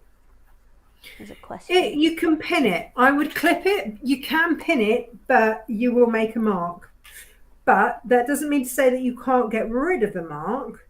Like I say, with any of these things, with the waxes, any marks that you don't want. I like the marks because I like that sort of aged, waxed look.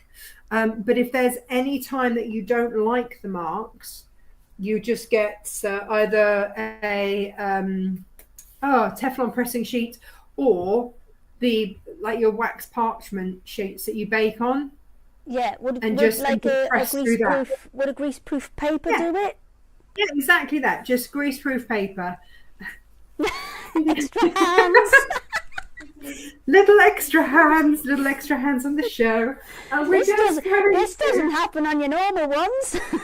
No, it doesn't, because they're safely in school. See, again, anything goes in a secret sewing. We have no rules here.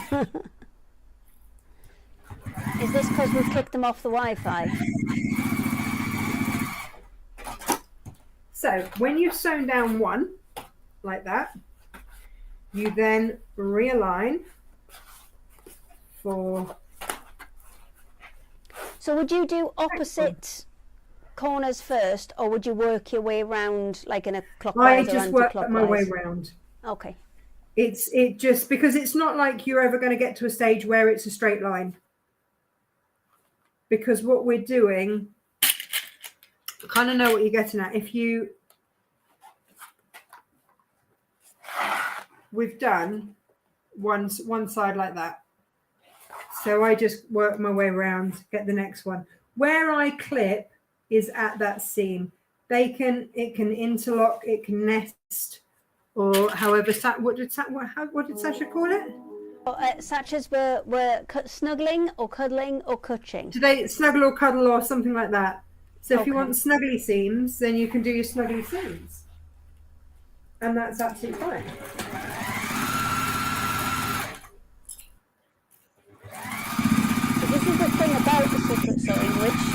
allows us all to work a bit more together, because sometimes there's, you know, somebody's got something on their website or somebody hasn't got something on their website that they're working with that then somebody else has, and this gives us a much better platform to say, oh, well, I haven't got it, but if you head over here, they have, and things. And we were saying that on Thursdays, a lot of people kind of switching back and forth between all sorts of different things, but it's all good. It is all good. It's so good. It's so good. Emily, can you not do that, please? Because I can't hear if you're making that noise in the background. Go on, out you go, please. Go and watch a DVD or something. You're just hungry. Brilliant. No, we're not having a conversation about because you have you finished your dinner? Did you actually? Okay. Well, all right then. Blows that argument out the water then, doesn't it? This is what happens in real life, though, when people are trying to sew and things like this. So we don't mind. We don't mind these at all. The constant request for snacks is real. Honestly, that's it. And normally it's well, if you'd have eaten all your lunch, you wouldn't be hungry now. However, she now tells me she has, so that's my argument blown straight out of the water. But this is it, isn't it? This is how it well, really this is real life. There's always something else going on, isn't there? Oh, I'm amazed I haven't had 18 animals come through. There was a cat when we first logged in. There was a ginger cat. That is my beautiful Malcolm. And Malcolm is probably the most handsome cat you will ever meet. Might be slightly biased. Is he but friendly, he's just, though? Because I've met some quite unfriendly cats. It's not that he's unfriendly, he's just insanely shy. We call him the lesser spotted Malcolm because you don't see him very often. Okay. And it's a bit of a privilege when you do see him. Apart from this morning, he was trying to be a pirate and he just climbed on my back whilst I was doing some hand stitching. I'm like, right, I can't now move. I did that classic cat owner thing. There was, he's comfortable, therefore I can't move. Even though I was like this with him on my back. And he was on my shoulders, and I was like, this is ridiculous. What is happening here? It sounds like there's a full-on zoo going on. No, there it is. Just look at him. He's like, I'm just going to perch on your back. Send it through. I'll put it up full screen. Just ridiculous. I've got no makeup. That was me in my pajamas. It's all right. We've done secret sewing clubs in pajamas. We had between Christmas and New Year, we had a pajama one. Oh, I just love pajamas. You can do it in pajamas. We don't mind. If that's what you want. I know that we've gone slightly strange fashion-wise. You know, when you look at how smart men always used to be, and then sort of some men's fashions and whatnot, and then, but there is the right thing has been surely pajamas being more socially acceptable. Well, that lockdown's got a lot to answer for that, hasn't it? So this is, if I'm going to turn this through the right way, this is your outer. Have I got another demo time in a bit, Hayley, or am I all done out?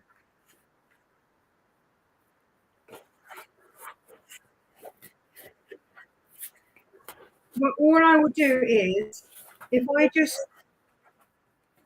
I show you then, this is the outer bit done. Da-da-da-da. How gorgeous is that? How lovely does that wax look with it?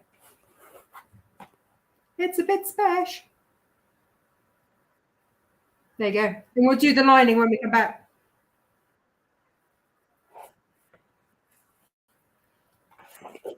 Got to turn it back around now.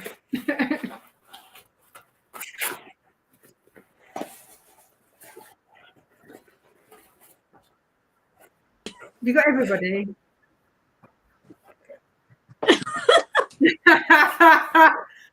I'm done. Oh, come on. I've got 2 gold stars today. I'm doing good.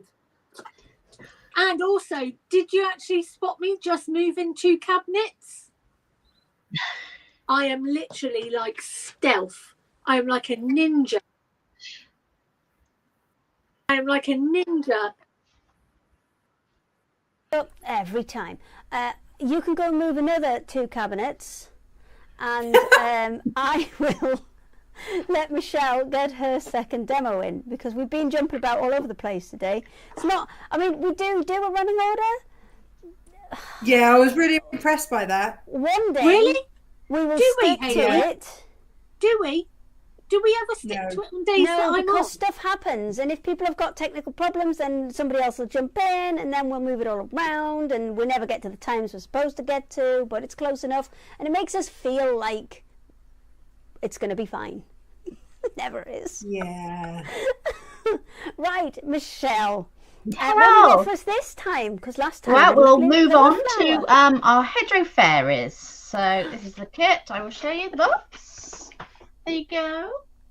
Well, this was actually a request from a lot of people who asked me for a kit that they could do with their kids and their grandchildren. My husband's laughing. He's flipping away at the buttons, and one minute you see my face, and the next minute you see a box, and then you see my face. And anyway, here we go. Back to it. So It looks great. Don't you worry. a lot of You're people doing a ask me fine for something job. they could do with their grandkids, something they could do with their kids, something a little bit simpler that children could achieve, something with them, of course, because there's still some sewing and stuff involved. So this was my answer to that. And I just wanted to mention this because I forgot to say about this earlier. As a special, as this is our first time on the Secret Sewing Club, I wanted to offer every viewer here 15% off on my Etsy site. You'll need that voucher code SSC15. Okay, so that's live on there for the next week. So, you know, if there was anything you fancied, you're going to get 15% off. And if you want to head to Michelle's Etsy site, you can either use the QR code that's in the top corner of the screen, or I've put the address on the bottom there, the etsy.co.uk, etsy.com/UK/shop, and then /sew Thimble Wood. So you can either use the QR, it will take you directly there, or type that in that's just below. I'm just going to pop that somewhere where you might be able to still see it. Actually, once you've finished your demo, Michelle, I will pop over to that so people can see that you've got way more than just the couple that we're showing you today. Okay, no problem. Brilliant. Right, so we'll get on. I'll open the box up so you can have a quick sneaky look in there. Again, we've got the instructions, professionally printed once again. You know, lots of colour photos, those full-size templates, they're all there. And in this one, we've got all your wool blend felts on this side, your beads that are used for the heads. And this is macrame cord. So this is what these little yarn dolls are made from. Let me get that off the table so I can show you the doll itself. I did 4 different dolls for that kit. We've got, that one's based on a buttercup. This one is a snowdrop. This one is a daffodil. Okay. And the one I'm going to show you a bit more of and we're going to make is the bluebell. So I'm going to move those out of the way because otherwise we're going to get very confused. As you can see, their main bodies are actually just made of yarn. So, you know, there's less sewing involved because the only thing we're going to be sewing is the dress and the little accessories. So the main doll, excuse me, while I go up inside her skirt, is made of lots of yarn. Her legs are made of yarn, her arms are made of yarn, her head is a bead, and her hair is also the yarn. And Does what that one have a name? Pardon? Does the fairy have a name? Well, but I just called her Bluebell. My husband's sitting here. He suggested Brian. She's now you've just exposed her to the world. I'm going to call her Sasha. Okay, fair enough. This is obviously a joke I'm not party to, but you know, it's not very complicated. It's not very complicated. Just whenever Sasha's on, she manages to somehow expose herself. Okay, well I'm perfectly decent today. I've got a good top on. There we go. I don't think what we say. I do appreciate it, but now it is now called Sasha. So I'm going to put Sasha down there. There you go, where you can still see her. And we're going to go a little bit through the yarn and stuff. And the yarn I'm using is macrame cord. The reason I'm using this, you could just use use string. I used to do this with my nan when I was a kid, and I just use any bits of wool that she had left over, any bits of, you know, anything I can get my hands on really, and make these little yarn dolls. But for this one, I'm using macrame thread, and the reason for that is because macrame thread will shred down into sort of individual little strands. It's made up of lots of strands, so that's how you get this nice effect of this very sort of full skirt. So if you want that sort of soft effect for the skirt and the hair, then you do need to be using macrame cord. And as you can see, I've laid out on my table here all the different bits of macrame cord that you need. The instructions are going to show you, you know, what you need to cut, the lengths and everything there. But I've prepared these already, so you don't have to watch me snipping away at some cord for a while. So we're going to use this, which is just some baker's twine. This is going to be the cord that is used to hang her up. So that's the bit that's coming out the top of her head. Okay, we need another piece. All the lengths are in the booklet. I believe it's 18 inches long. This is going to be the joining cord. So this is going to be a piece of cord that goes all the way down through her body that joins everything up together. We're going to cut, I believe it's 8 pieces here. Yeah, 8 pieces for her hair. We've got 20 pieces that are going to make up a dress. And then these are actually still a macrame cord. These are a thicker cord. This is a 5mm macrame cord in a dark green. These are going to be her arms and legs. Now you only need 1 piece for the legs and 1 piece for the arms, because it's going to double over like that. With this thicker macrame cord, it has a tendency to fray really badly. So you need to get a knot in there pretty quickly. As soon as you've cut it, put a knot in. So just a simple knot like that. And then you can kind of pull it up to the end of the cord. Cut it to length first, the length that's in the pattern, and then move your knot up to the end. I'm just going to knot that one as well. Otherwise she has some very frayed arms and legs and it looks a bit odd.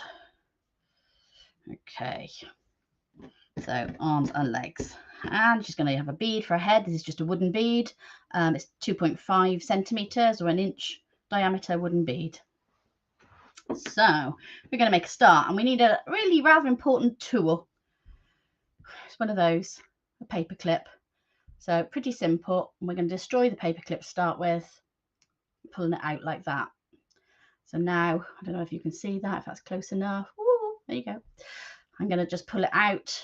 Now I've kept that smaller end intact, and I've opened out the longer end. Just Okay. while you're adjusting that, I've got a question from Tracy. She says, hello Michelle, what age group would you say this would be for? Age group. Well, if you're going to do it with a child, they could probably manage this from about 4 or 5 even. I've actually taught this in a sort of an open workshop situation. I did have some really very young children. They did have their parents with them helping them, but they were able to make these little dolls. I'd suggest if they're doing it sort of with less supervision, you're going to be looking more at your 9-10-year-old, something like that would be the starting age. Okay, so I'm going to carry on. I'm going to push. I need to just straighten that out a little bit more. It's not going to go through. I'm going to push that smaller end of the paper clip through my bead. Okay, and I'm going to take that baker's twine, which is what I'm using to hang up, and this, which is my joining cord. Now for this joining cord, I don't really want this thickness. It's a bit too chunky. So I am going to, actually, I'll do it the other end because I've already started that end. I'm going to twist against the grain. I might need to bring this up quite close for you to see. Twist against the grain, and those strands separate. So we've got 4 strands in there that make up that piece of cord. Okay, and I just want one of those. So I'm going to hold on, not one of the tiny ones. See, they separate again into like, oh, I don't know, 20 or so. You don't want to pull out one of those tiny ones. You want to pull out one of these chunkier 4, and just slowly pull it, and it should just pull out. You might need to ease it down if it gets a bit stuck. There you go. So I've now pulled out one cord. I'm going to just put that to one side for now. And that is all we need to do the joining, is that one piece. So I'm going to put together both of my joining and my hanging cords. Okay, so I've just got them together, and I'm going to hang them off that hoop. That it's not a hoop, is it? What is it? It's like a loop in the paper clip. You see, I've got those there, and it's kind of in the middle, more or less. and I'm going to use that paper clip just to put it through the ball. That's all the paper clip is for. I'm going to get rid of the paper clip now. So it's surprisingly difficult to get those through that bead by threading it. You don't want to get a darning needle and thread it and pull it through. You know, it's just too much effort. So that little hook just helps you get it straight through your bead. Okay. Now we can go on to carry on with our doll. I'm going to just pull that a little bit more. Obviously don't keep pulling because, you know, there's nothing to stop that bead coming off the other end. You'll just end up with it on the floor. So we're going to start with this little loop. We're going to put through, first of all, her legs. So that's the longer of the two green cords that we had. And so I've got my bead in my hand. I'm just keep using my finger to open that loop up. I'm just going to drop that through. You want to get them more or less even. It doesn't have to be too bad at the moment. We'll sort her out later so she's not lopsided. The next thing we need is all of her dress strands. So all 20 at once I'm going to shove through there. It's a little bit fiddly, but we'll be able to do it. Now, and I've done exactly the same. I'm just going to move that out of the way for a second. So we got the legs went through first. The dress is just sitting on top. At this stage, we can push that bead down a bit and it kind of, you know, plonks them in together. So you got just a reminder, the legs at the bottom. This is the point where you can adjust them to make sure she's the leg sort of right length. She hasn't got one leg shorter than the other. Okay. And the dress, yeah, more or less in the center is good enough. Now we are going to take away those two hanging loop cords. We're just going to drop those out of the way because we don't need those at the moment. And then we're going to separate back open the joining cords. That's that single strand that we pulled of that lavendery coloured cord. And this is where we take her hair. So we've got a nice big lump of hair there. And we're going to place it between those two cords. Okay, so at the moment it all looks a bit weird. The hair's all down in front of her face, the dress is all off to one side, her legs are showing. Oh, you know, it's a state. But put that in there, and then we're going to tie a knot, the same as like an overhand knot, what you tie when you're starting your shoelaces. And at this point, you want to pull pretty tight. You don't want to, you know, cut the blood off to her legs, but you don't want it to be floppy. You want this to feel quite firm in here. So one knot.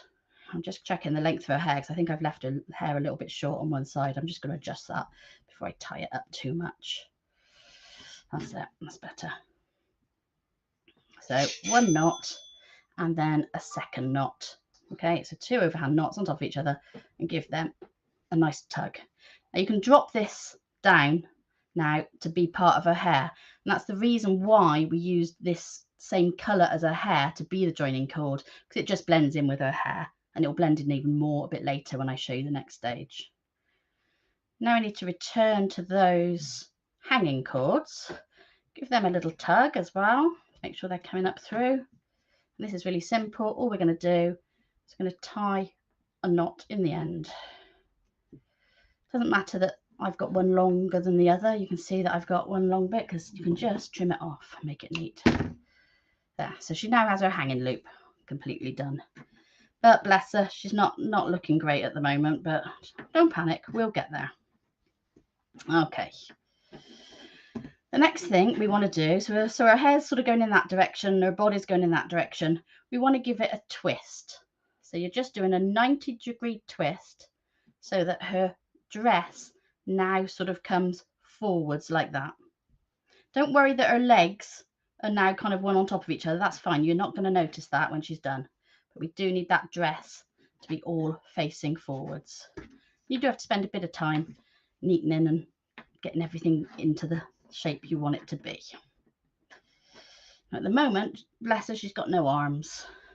So we need to get those arms in position. I'll bring the arms back in. What we do is we take about 10 of these ones at the front up. Oh, I got there. I've only got 5. That's 5. So I'm going to choose those because they're kind of sitting on the top. 6, 7. Some from the sides here. 8, 9, 10. So about the top 10 of those dress pieces, I've now pulled up in front of her face. Not that she's got one yet, bless her. And the arms, I'm literally just going to place them on there in that little parting that we've made. They're just placed. Okay, I've not glued them, stuck them, anything, they're just placed. Now we're going to drop all of those dress pieces back over the arms.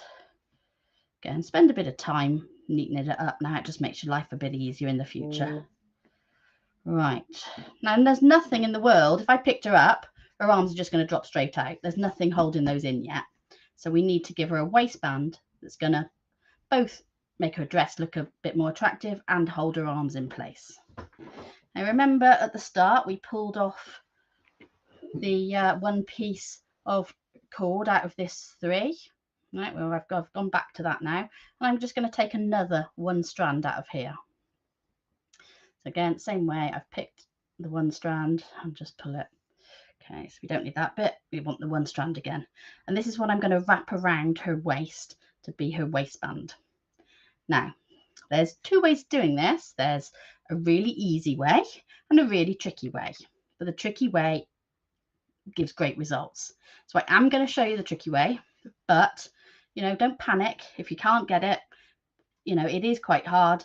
There is an easier option that I'll show you straight after. So what we're going to do with this, we're going to bind around her waist, and we're going to use the same sort of knot that you'd use if you're making a tassel, or even if you've ever had your hair, the wraps put on your hair, it's the same sort of knot. So what we're going to do is lay that on there. You want this little tail to be down, I don't know, about knee height. We're going to put a loop sort of in front of her face. Now I've got to pick this up because I'm now going to wrap this that way. Let's go over tightly around her waist, and the only way to do this is to kind of grab it and put my thumb on it, and so it is going to be a bit harder to see. I will try my best so that allow you to see what I'm doing. So I want to put my thumb on top of that to stop it moving around, and then I'm going to bind this, and at this point you've got to pull tight because this will not stay in if you don't pull tight. So I'm pulling as tight as I possibly can around that body. And I'm going to keep going until I've used up most of my cord. And I get another one just. Okay, so now I've wrapped it tight. So I've still got the little tail down here. I've still got the loop in front of her face. And this is the one that I've wrapped around. So the one I've wrapped around, I'm going to just poke up through that loop. Okay, so that is now poked through the loop, and I'm going to grab the tail as well. And the first thing I'm going to do is pull gently on the tail, and you can see that that loop is starting to disappear. So I'm pulling it from under the wraps, and now it's got hold of the one, and it's going to pull the one I had in my hand just now, the one that's been wrapped around, down underneath the wraps. So now that knot is down underneath. Okay, at this point you can tug on both ends. This is where I wish I'd left this a little bit longer. It's going to make my life hard. Tug on both ends really hard. You really do want to go as tight as you can. And I really have made my life difficult leaving it so short. There. I think we're there.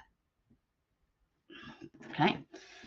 Now you can cut those off, and she hopes it will stay tied, and you've got a really neat little waistband.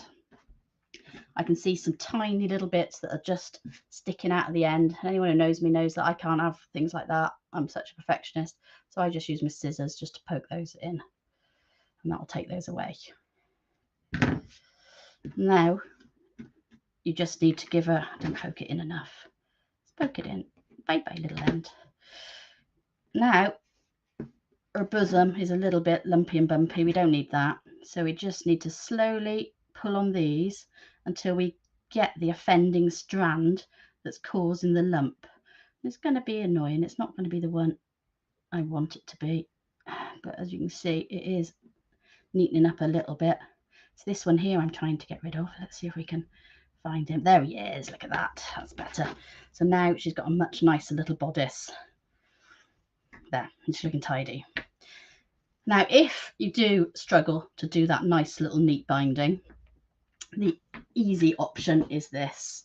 I'm just going to put it alongside so you can see. Literally, you take another bit of strand, you just wrap and wrap and wrap. Okay, and on the back, just tie a knot, and then, you know, we can hide the little knot on the back when we put our wings on. So that's your easy option if you struggle with that first one. But I quite like this method because it does leave a really nice, neat effect.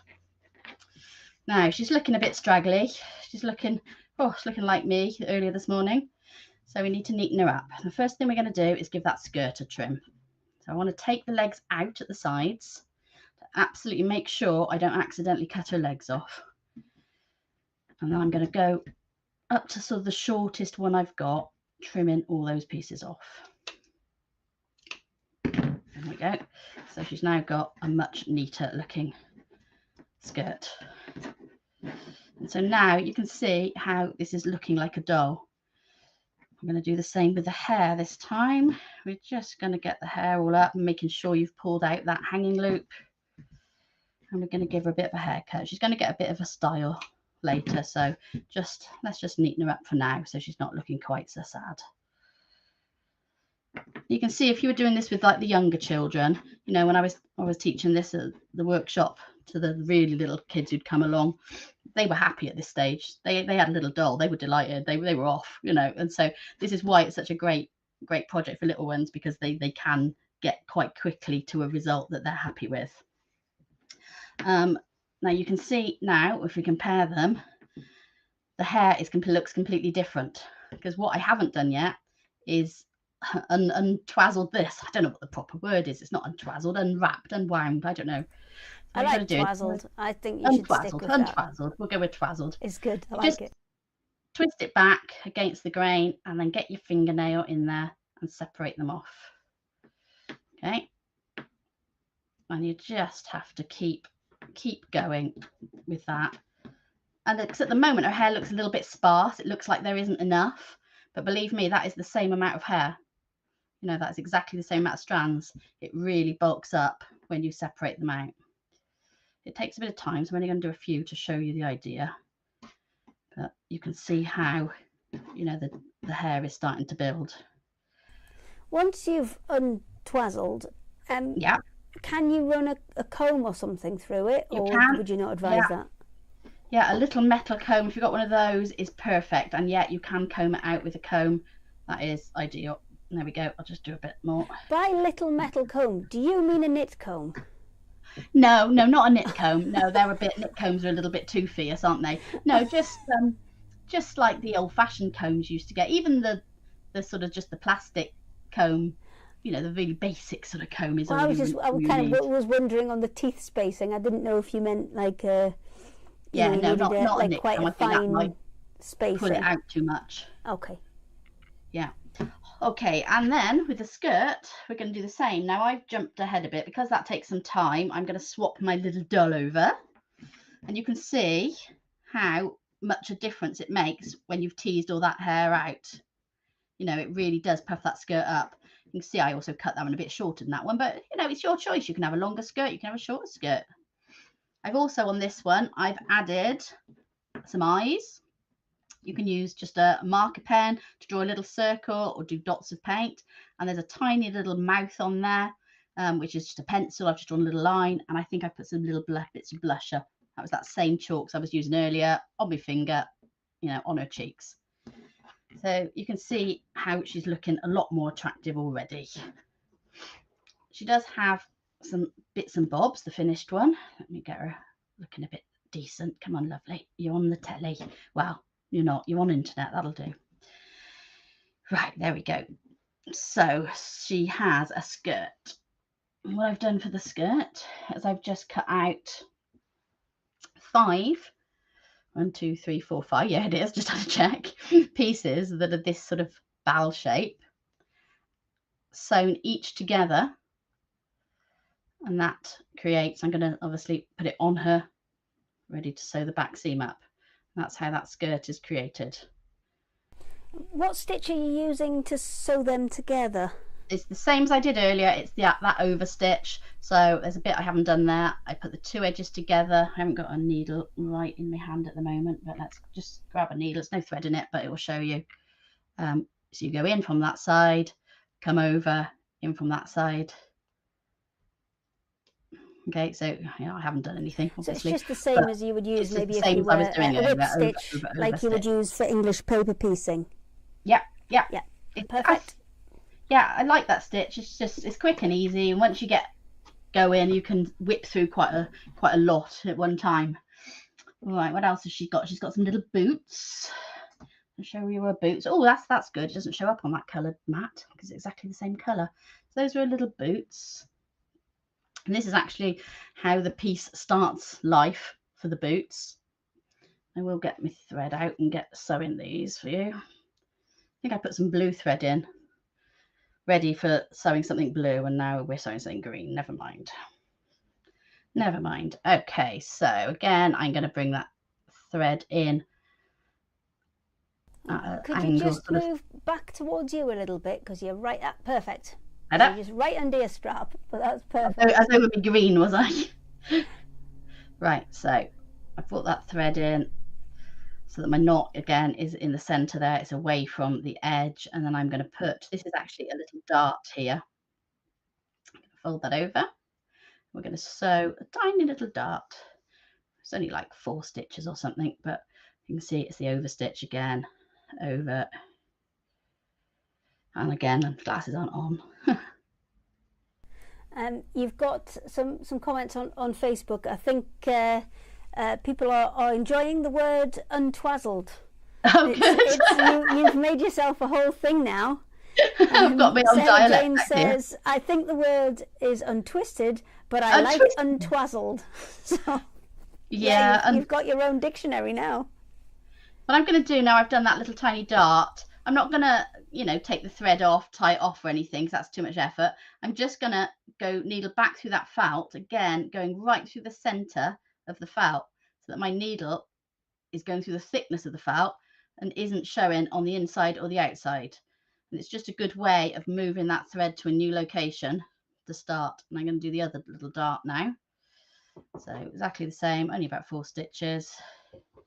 I tend to keep one long thread on my work and just do everything with one thread, because I can't be bothered to keep getting another thread out and you use threading another needle with the glasses. And could you use invisible thread? Because we had Gail on Thursday. Yeah, you could. And yeah, invisible thread would be fine. Yeah, she uses a lot of invisible thread, which especially if you, as you said, you're just going to thread it once and then do multiple colours. I'm wondering, is that an option if you've managed to get some? It's a good idea. I've never actually thought to do it. Actually, I ought to give it a try and see how it goes. I tend to use just regular sewing thread. This is the stuff I'm using. It might be Gutermann, it might be somebody else, Madeira. I quite like using thread that's actually designed for machine embroidery, because it's mercerized, so it's got this shiny finish, which means it doesn't tangle. Like the rayon stuff for machine embroidery. Yeah, because when you're doing overstitch, you're constantly twisting that thread up, and it doesn't get as tangled as readily as a sort of a matte thread does. Okay, so now we've sewn those 2 little darts. I'm just going to squash it in half that way now. So you can see the darts there, the other darts there, and that. I'm going to needle through my felt to get to that center point at the front. So let's do that first. I'm actually going to put another stitch in because it was just coming undone a bit. Another couple of stitches and it will stop it coming undone just there. Okay, so I'm going to needle through that felt now into that center of the toe, the tip of the toe. We're going to get there. There it is. Oh, I didn't do it so well that time because I wasn't concentrating.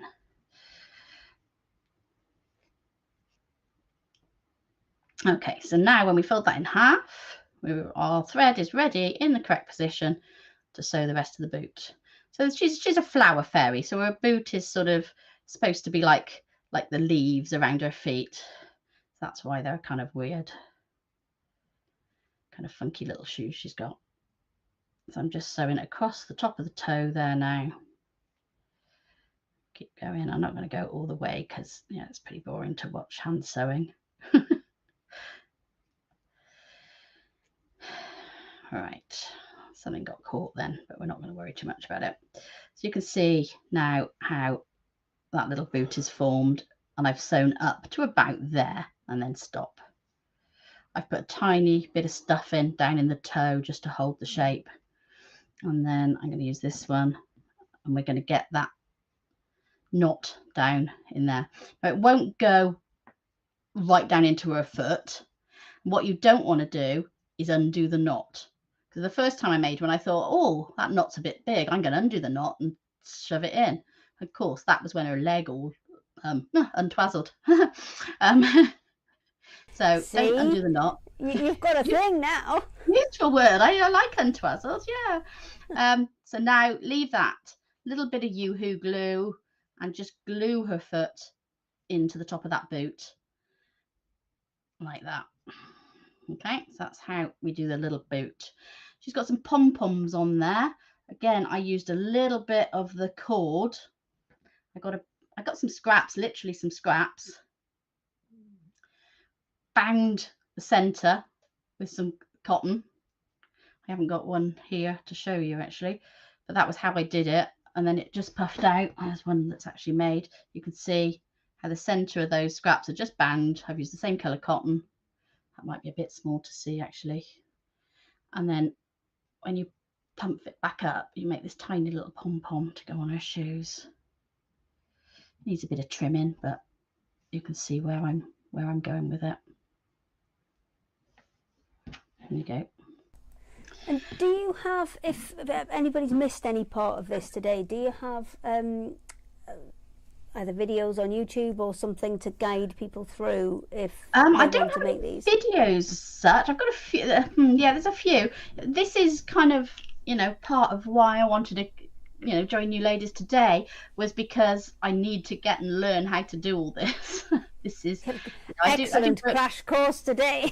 Yeah, Crash being the operative word. workshops. I've done a few videos, but not really anything significant. Obviously, when we were, you know, back in the Hochanda days, you know, they were being filmed for them, and so there was quite a few videos done of those, which I think are still available on YouTube. But yeah, that is my next plan, is to get and film myself more regularly. Scary thought. Brilliant. Let me have a look. So so it's just handbag and hair now. Yeah, so I'll quickly look at her handbag. Okay, I've got a bigger one actually. I got all keen and started making things bigger so you could see them better, and then I, you know, thought, well, this is ridiculous making things bigger, but we'll go with the bigger one as I've got one. Okay, so this is the handbag shape. It's all one piece. Literally, I've gone out to my iron and just folded it and ironed the folds into it, so you can see how it goes together. So those pieces go in, that goes up like that and down like that. So here's one that I've sewn. So it's just that little seam at the bottom and the seam up the sides. Again, overstitch, exactly the same. And that makes a handbag. And I've again just used some of this cord, slightly bigger bit than my scraps I've got here, to make the handle. That's a stupidly small handle. I have got some somewhere. I don't know what I've done with it. So the handle, let's just show you on another bag. That's easier. Let's take it off her arm. Yeah, I just put it on her arm just to stop it. So when you go to shows and things, you end up losing things. So I just twisted it on her arm. But you can see I've just put a piece of this cord, this macrame cord, in to make that little loop, and just sewn it in the sides. I've put a bit of stuffing in, and you could leave it so that it opens if you want. I did sew it closed again because I'm taking it to shows all the time. Yeah, you want it all to just stay where it's supposed to. Now then, her hair is a bit of fun. What you can just move those out of the way a minute. You can see at the moment that parting in her hair, it's kind of high, and what makes it look a bit more natural is to take a clump of these pieces, these strands from this side, just any sort of amount, actually we'll have all of that, and bring it over to the other side, and instantly you can see that she's got a more natural kind of look to her hair. All I did with this one, with her hair, was, you know, just take a slightly larger bit over. I'm not going to take it all because otherwise she'll have a bit of a bold patch. Just take a larger chunk. I gave it a bit of a twist and brought it forward over the top. Yeah, with a bit of time. I'm not a hairdresser, as you can probably tell. So, and then I've got how that's give it a bit more twist there, and then I bound that little area there with some thread and sort of sewed it to the side of her body. So you can see how I kind of created that. I'd obviously pulled it out a little bit more because that was a bit more buffety than this one. And then on a fine word, buffety. Buffety, I know. I make it up as I go along, don't I? Dictionary by the end of this. It's a good job I'm not on countdown. I'd have all my own words. In her hair, she's got some little tiny bells because she's a bluebell. And these are really simple to make. You start with a piece that's shaped like that. We're going to just fold that in half. We're going to sew all of that edge there just over once again. And then we're going to do a gathering stitch around that top edge. So when you gather it together, you've created a tiny little bow. And those then I sewed into her hair as well. There we go. Perfect. I know that Natasha's got one more bit that she needs to show us to get that bag finished. So what I think, if it's all right, we might do is jump back together and then just quickly grab Natasha. Oh, you're still there, everybody. I saw Sasha having a splendid sort out. I am. Do you know, I recommend everybody. So what I actually did, well, we got like 2 sacks. So I actually, because I can't do the stairs anymore, I actually had removers in to move my craft room. All my cupboards, everything, do you know, and it was a big craft room. They did the whole lot, every bolt of fabric, every fat quarter, every thread in 2.5 hours. I was so impressed. Bearing in mind, that is 1, 2, 3, 4, 5, 6, 7, 8. I've got 8 Billy bookcases in here, and I've got 1, 2, 3, 4, and I've got 6 out there full. They were amazing. And the clarity of just getting rid of stuff is great. It won't last.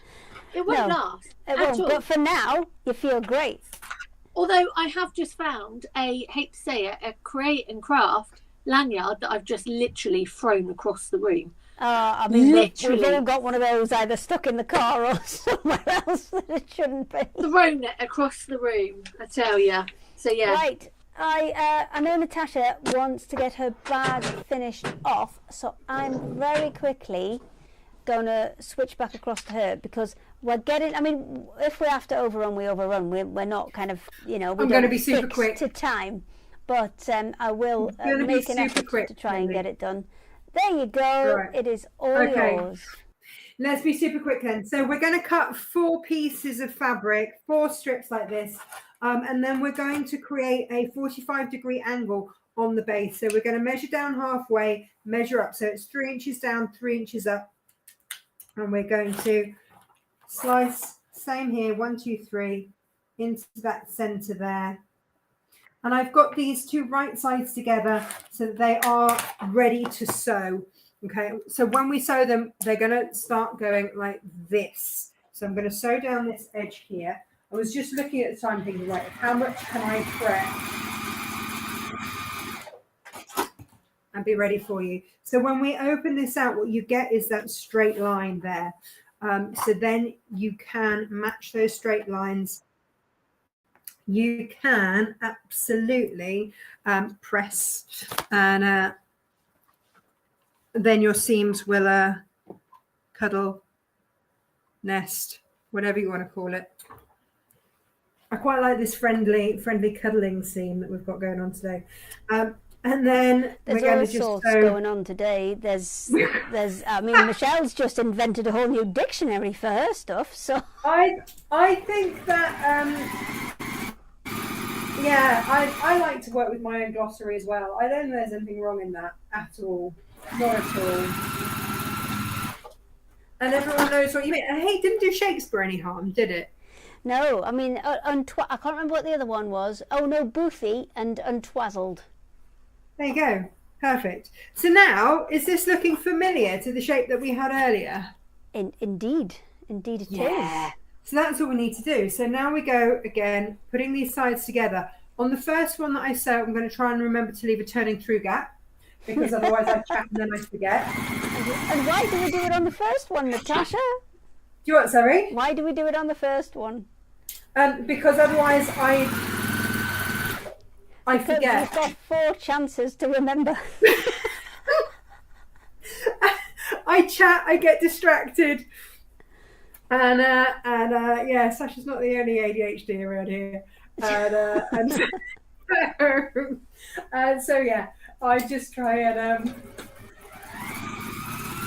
we all try and do it, and we all try and put it on the first one, then forget. I'm like, oh, damn it. And then go for the second one, do exactly the same again.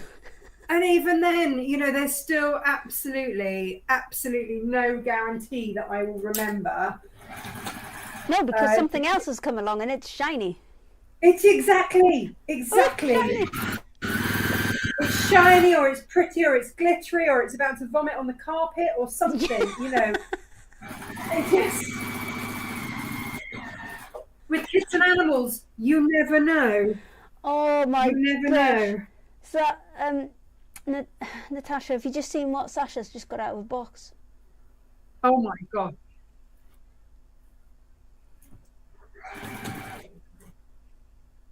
Right, she's talking, but nobody can hear her right now, and I will wait till we come back together so she can reveal them from the box herself. She's a crazy one. Right, we're going to turn this through the right way. We're going to insert this into the main body of our caddy here. I tend to match the seams. You can clip.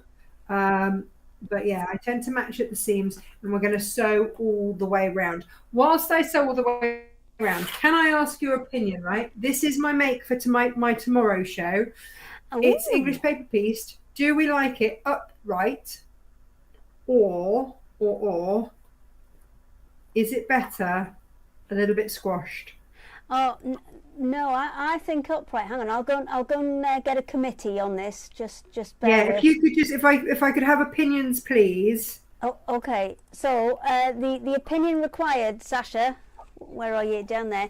Is it better flat like that, or could you poof it back up, please? Oh, hang on. I made the mistake of pressing it flat, didn't I? So of course it's not. It's a bit crumpled when it goes back up, but it can go back up. Oh, I quite like upright. Yeah, I think it's got a bit more to it. Yeah, it looks really. Yeah. Right. Okay. Michelle, up or down? I liked it up. There you go. I'm going to have to re-press it up then, aren't I? Yep. It's pretty though, isn't it? Do you know Beautiful. what though? You know those pots is a certain dessert that comes in the little glass pot, and nobody ever throws them away because they think they're going to be useful, and then you never use them for anything. They're very useful. Fitting one of those in there, especially if you've got pins and things so they don't go right into the sides. That's a Oh, but yeah, you put ramekins in the goo ramekins. That's it. Goo. Perfect. That's it. We're not sponsored by them, but if they want to send us some pudding, we'll have it. But yeah, one of those. Everybody's got some of those kicking about. Yeah. I use them for the kids when they want to paint something. Have you got something I can put water in? Yes. Because you're really going to knock over a glass. So if I just give you a little ramekin, then it's like limitation. Also limitation. For when you get a lone baby duck as well. Okay, we're on the home straight. I've sewn all the way around the top, 1/4 of an inch, and then we are going to turn through. Okay, so did you put your hole in? Did you remember to? I did it first time, Hayley. Oh, well done. Yay! You get a gold star as well. Sasha's got 2 for being organised and not flashing anybody. I'm just really impressed with Sasha. We moved our warehouse a year and a half ago, and I still am surrounded by boxes. honestly, it's embarrassing to let anyone near my studio because it's sort of clear where the cameras can see, and then the rest, nah. And it was the best thing getting somebody in to do it myself, because as you will see in a minute, I get distracted really easily, and I would have ended up looking like E.T. with a tiara, a feather boa, and what I've got to show you in a minute on. Well, that's just it. Why couldn't you walk upstairs, Sasha? I can walk up the stairs, but I can't now do down the stairs because obviously in April I fell over after a few drinks and obliterated my ankle. And okay. have 12 screws in there. What you have to show us is how's probably not going to help the situation, but No. I've got one on. Oh my gosh, Oh wow! you put it on. Amazing. I'm just Haley. Show them. I'm going to sew around this spot. Okay, let's switch it to Sasha. Go on then, Sasha. So we know what I'm like. I digress. I've been looking for these for ages. Now I've actually found them. I've actually got one on. But who else would have silver, glittery, turquoise roller skates? They're quite something. They are quite something. They're great. I mean, I do prefer a roller skate to a roller blade. These are skates. That's what I mean. I like a stop. I like to be able to do the stopping. Do you know what? The vision when I bought them in lockdown was, you know, when you see these Say really... no more. I think that explains everything. When I bought them in lockdown. They're on the seafront and they're looking great, and they're walking to go with their mates and put their roller skates on. I even bought the little toe protectors and the thing that you use to actually put them on you. Now, if you can envision the look as I'm walking down the seafront, there we go. Well, you look like an 80s commercial for Great. something I that we need to all get remember. tutu. These things. Yes. Tutu, leg warmers. I'm going to be all over it. You wait. I'm so sorry, Michelle. You've kind of come into a baptism of fire here. It's fine. Just my daughter's got a pair very similar, and I was just mouthing to my husband, "Do you know where my daughters are?" Yes, yeah. She's got rainbows on hers. This is what happens when you sort out your sewing room. Why they were in the sewing room with a box of samples from Create and Craft, no idea. Yeah, that's normal. You can't believe yeah. what I'm seeing here at the moment. Right, shall I could just quickly hop back to Natasha because she's going to finish off her project, and I can see the cord out ready to go. So I've top stitched all the way around. I've got my little channels poking upwards. We've got all of our pockets. They're fabulous. The one thing I did forget to do earlier was just sew around the base, but it's all in the instructions. I've sewn up my turning through gap while we were admiring the roller skate. I can't roller skate. I am quite impressed by anyone who can. And yeah, I can remember, was it a body form advert? I don't remember. That's Great what we Danes. were saying. It was some kind of lady product, wasn't it? Yeah, and I think I always remembered it because I love Great Danes and I have Great Danes. You could totally get them to pull you along. Yeah, the thought of Ruben towing me anywhere, it just no. Using them anytime soon, apart from maybe one on the left foot only. Doesn't give quite the look. I'm going to be really honest. I am so badly coordinated that way. Yeah, but you've got Christmas, lovely long legs. I'm I'm sure you could be really coordinated with it. They're long, Sasha, but I can't coordinate them. But you were like almost an Olympian. Yeah, I know. But not No, roller but that took a lot of training to coordinate them. They're coordinated in that Maybe way. If you give me a sword, I'm good as gold. Maybe that's all we need. We just need more training. Is Roller this skates just and a like- sword? Could you imagine a weird night out with me and Sasha? Like, she'd be there in her rollerblades and I'd be there with a sword. I mean, Hey. it just... That's If a anybody's whole off down to new Birmingham Olympic sport. for stitches, I'm sure we can arrange this. it's a whole new Olympic sport. Swording, is that the word? Wearing Fencing, my roller love. skates. Yeah, fencing. That would do it. That's Swording one. works. Fencing. Swording. Yeah. We've got a whole new dictionary now. We've got some sorting. Bicycling. Bicycling. We like a bit of bicycling. My top tip, by the way, with this, I use hemp, which is really rather lovely, but it frays. Oh, it's an absolute swine for fraying. So I thought maybe I could do, you know, when you see people and they just like burn the tip of it. Don't do that because it will actually set on fire. Yeah, because that's hemp. If you've got a poly hemp rope, then absolutely you can do that. But because that's a natural fibre, don't do it. It will set fire. I tried and I can concur. Don't do it. Just as I was about to go to wear and set off all the fire alarms. Brilliant. Brilliant. Good work. So on the opposite side, I've gone all the way around. Just put a little bit of sellotape on it. And then it's fine because you can't fit it into a bodkin. So just put a little bit of sellotape around. You're going to cut it off in the end anyway. I've gone all the way around one way and then I'm going to find the halfway mark. So 1, 2, 3, 4, the other side. And then I'm going to go round so that we can properly draw it up. You and know, then it's done. You've put sellotape around it. You know, Michelle earlier used a paper clip. Could you tape a paper clip on and then use that? Yeah, but they're not, because these are really narrow channels. You can get away with just a little bit of sellotape. Perfect. Super easy. Hear me, but is there a download pattern for the caddy yet? I could only find the printed one from Jean Baker. No. Yes, there is a download. Can absolutely show them that. Well, I'll just let you finish off. Let me just switch back to. If you click on to view all, if you put in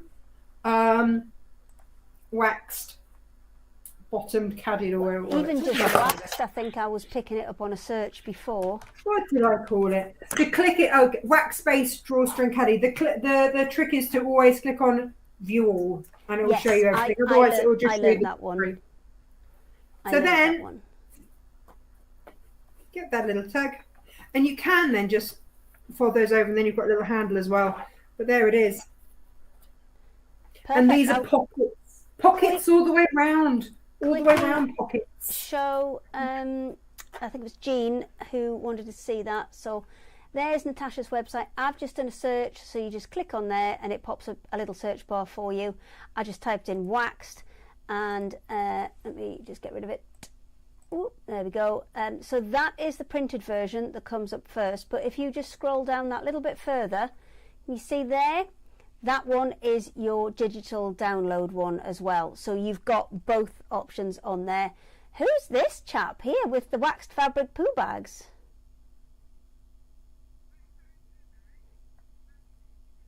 It looks like one, yes. Dog Griselda. Oh, that's a fancy name. I love it. Which gets shortened to Grizz, which means grey anyway. So Griselda. Did a little bit of modelling for us in my mum's kitchen. It just puts mine to shame, doesn't it? Stuart.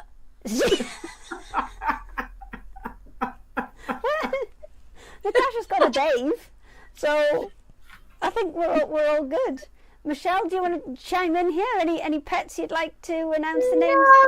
I got a very well-behaved little boy in the other room who keeps passing notes under the door saying, "Oh, you finished yet?" You're being very well behaved. Staying out of my way. I can get on with it. And I got a poorly girl upstairs in bed. She got a cold.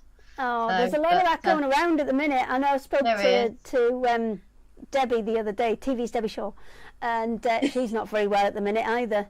So she's just messaged me before then, and she said, I said, are you not supposed to be, taking it easy because you're not well? She goes, I can't speak, but I can still sew. Yeah. I lost my voice. Yeah, I completely lost my voice for sort of last weekend. My husband was delighted. I think there is like a coldy fluey bug doing the rounds at the minute, isn't there? Yeah. Are you going to go and try and find yourself? Are you just ironing it so it stays up now? Yes. Because I ironed it flat, and now you all said you preferred it with a bit more zhuzh. So I'm just it's got a bit more something ironing to it, in the zhuzh. So now you're going to have to go and try and find a pot that fits in it. Oh, I've got pots. You've got. You seem like a lady who would have pots. I've got pots. Okay. Yeah. Don't you worry. I've got a pot for that. There will be a pot for that somewhere. I'm imagining there's a pot for everything somewhere. Yeah. But anyway, I will wrap this up. We're more or less on time. I mean, we're like 5 minutes over, but I mean that's pretty good. That's pretty good for a secret sewing, if I'm honest. It's usually a lot worse than that. Oh wow, is that our critique for the day? Usually a lot worse. Usually a lot worse. Yeah, that's the review for today's. It's usually a lot worse. I'll take that. That's fine. Hey, I think it sums it up quite nicely.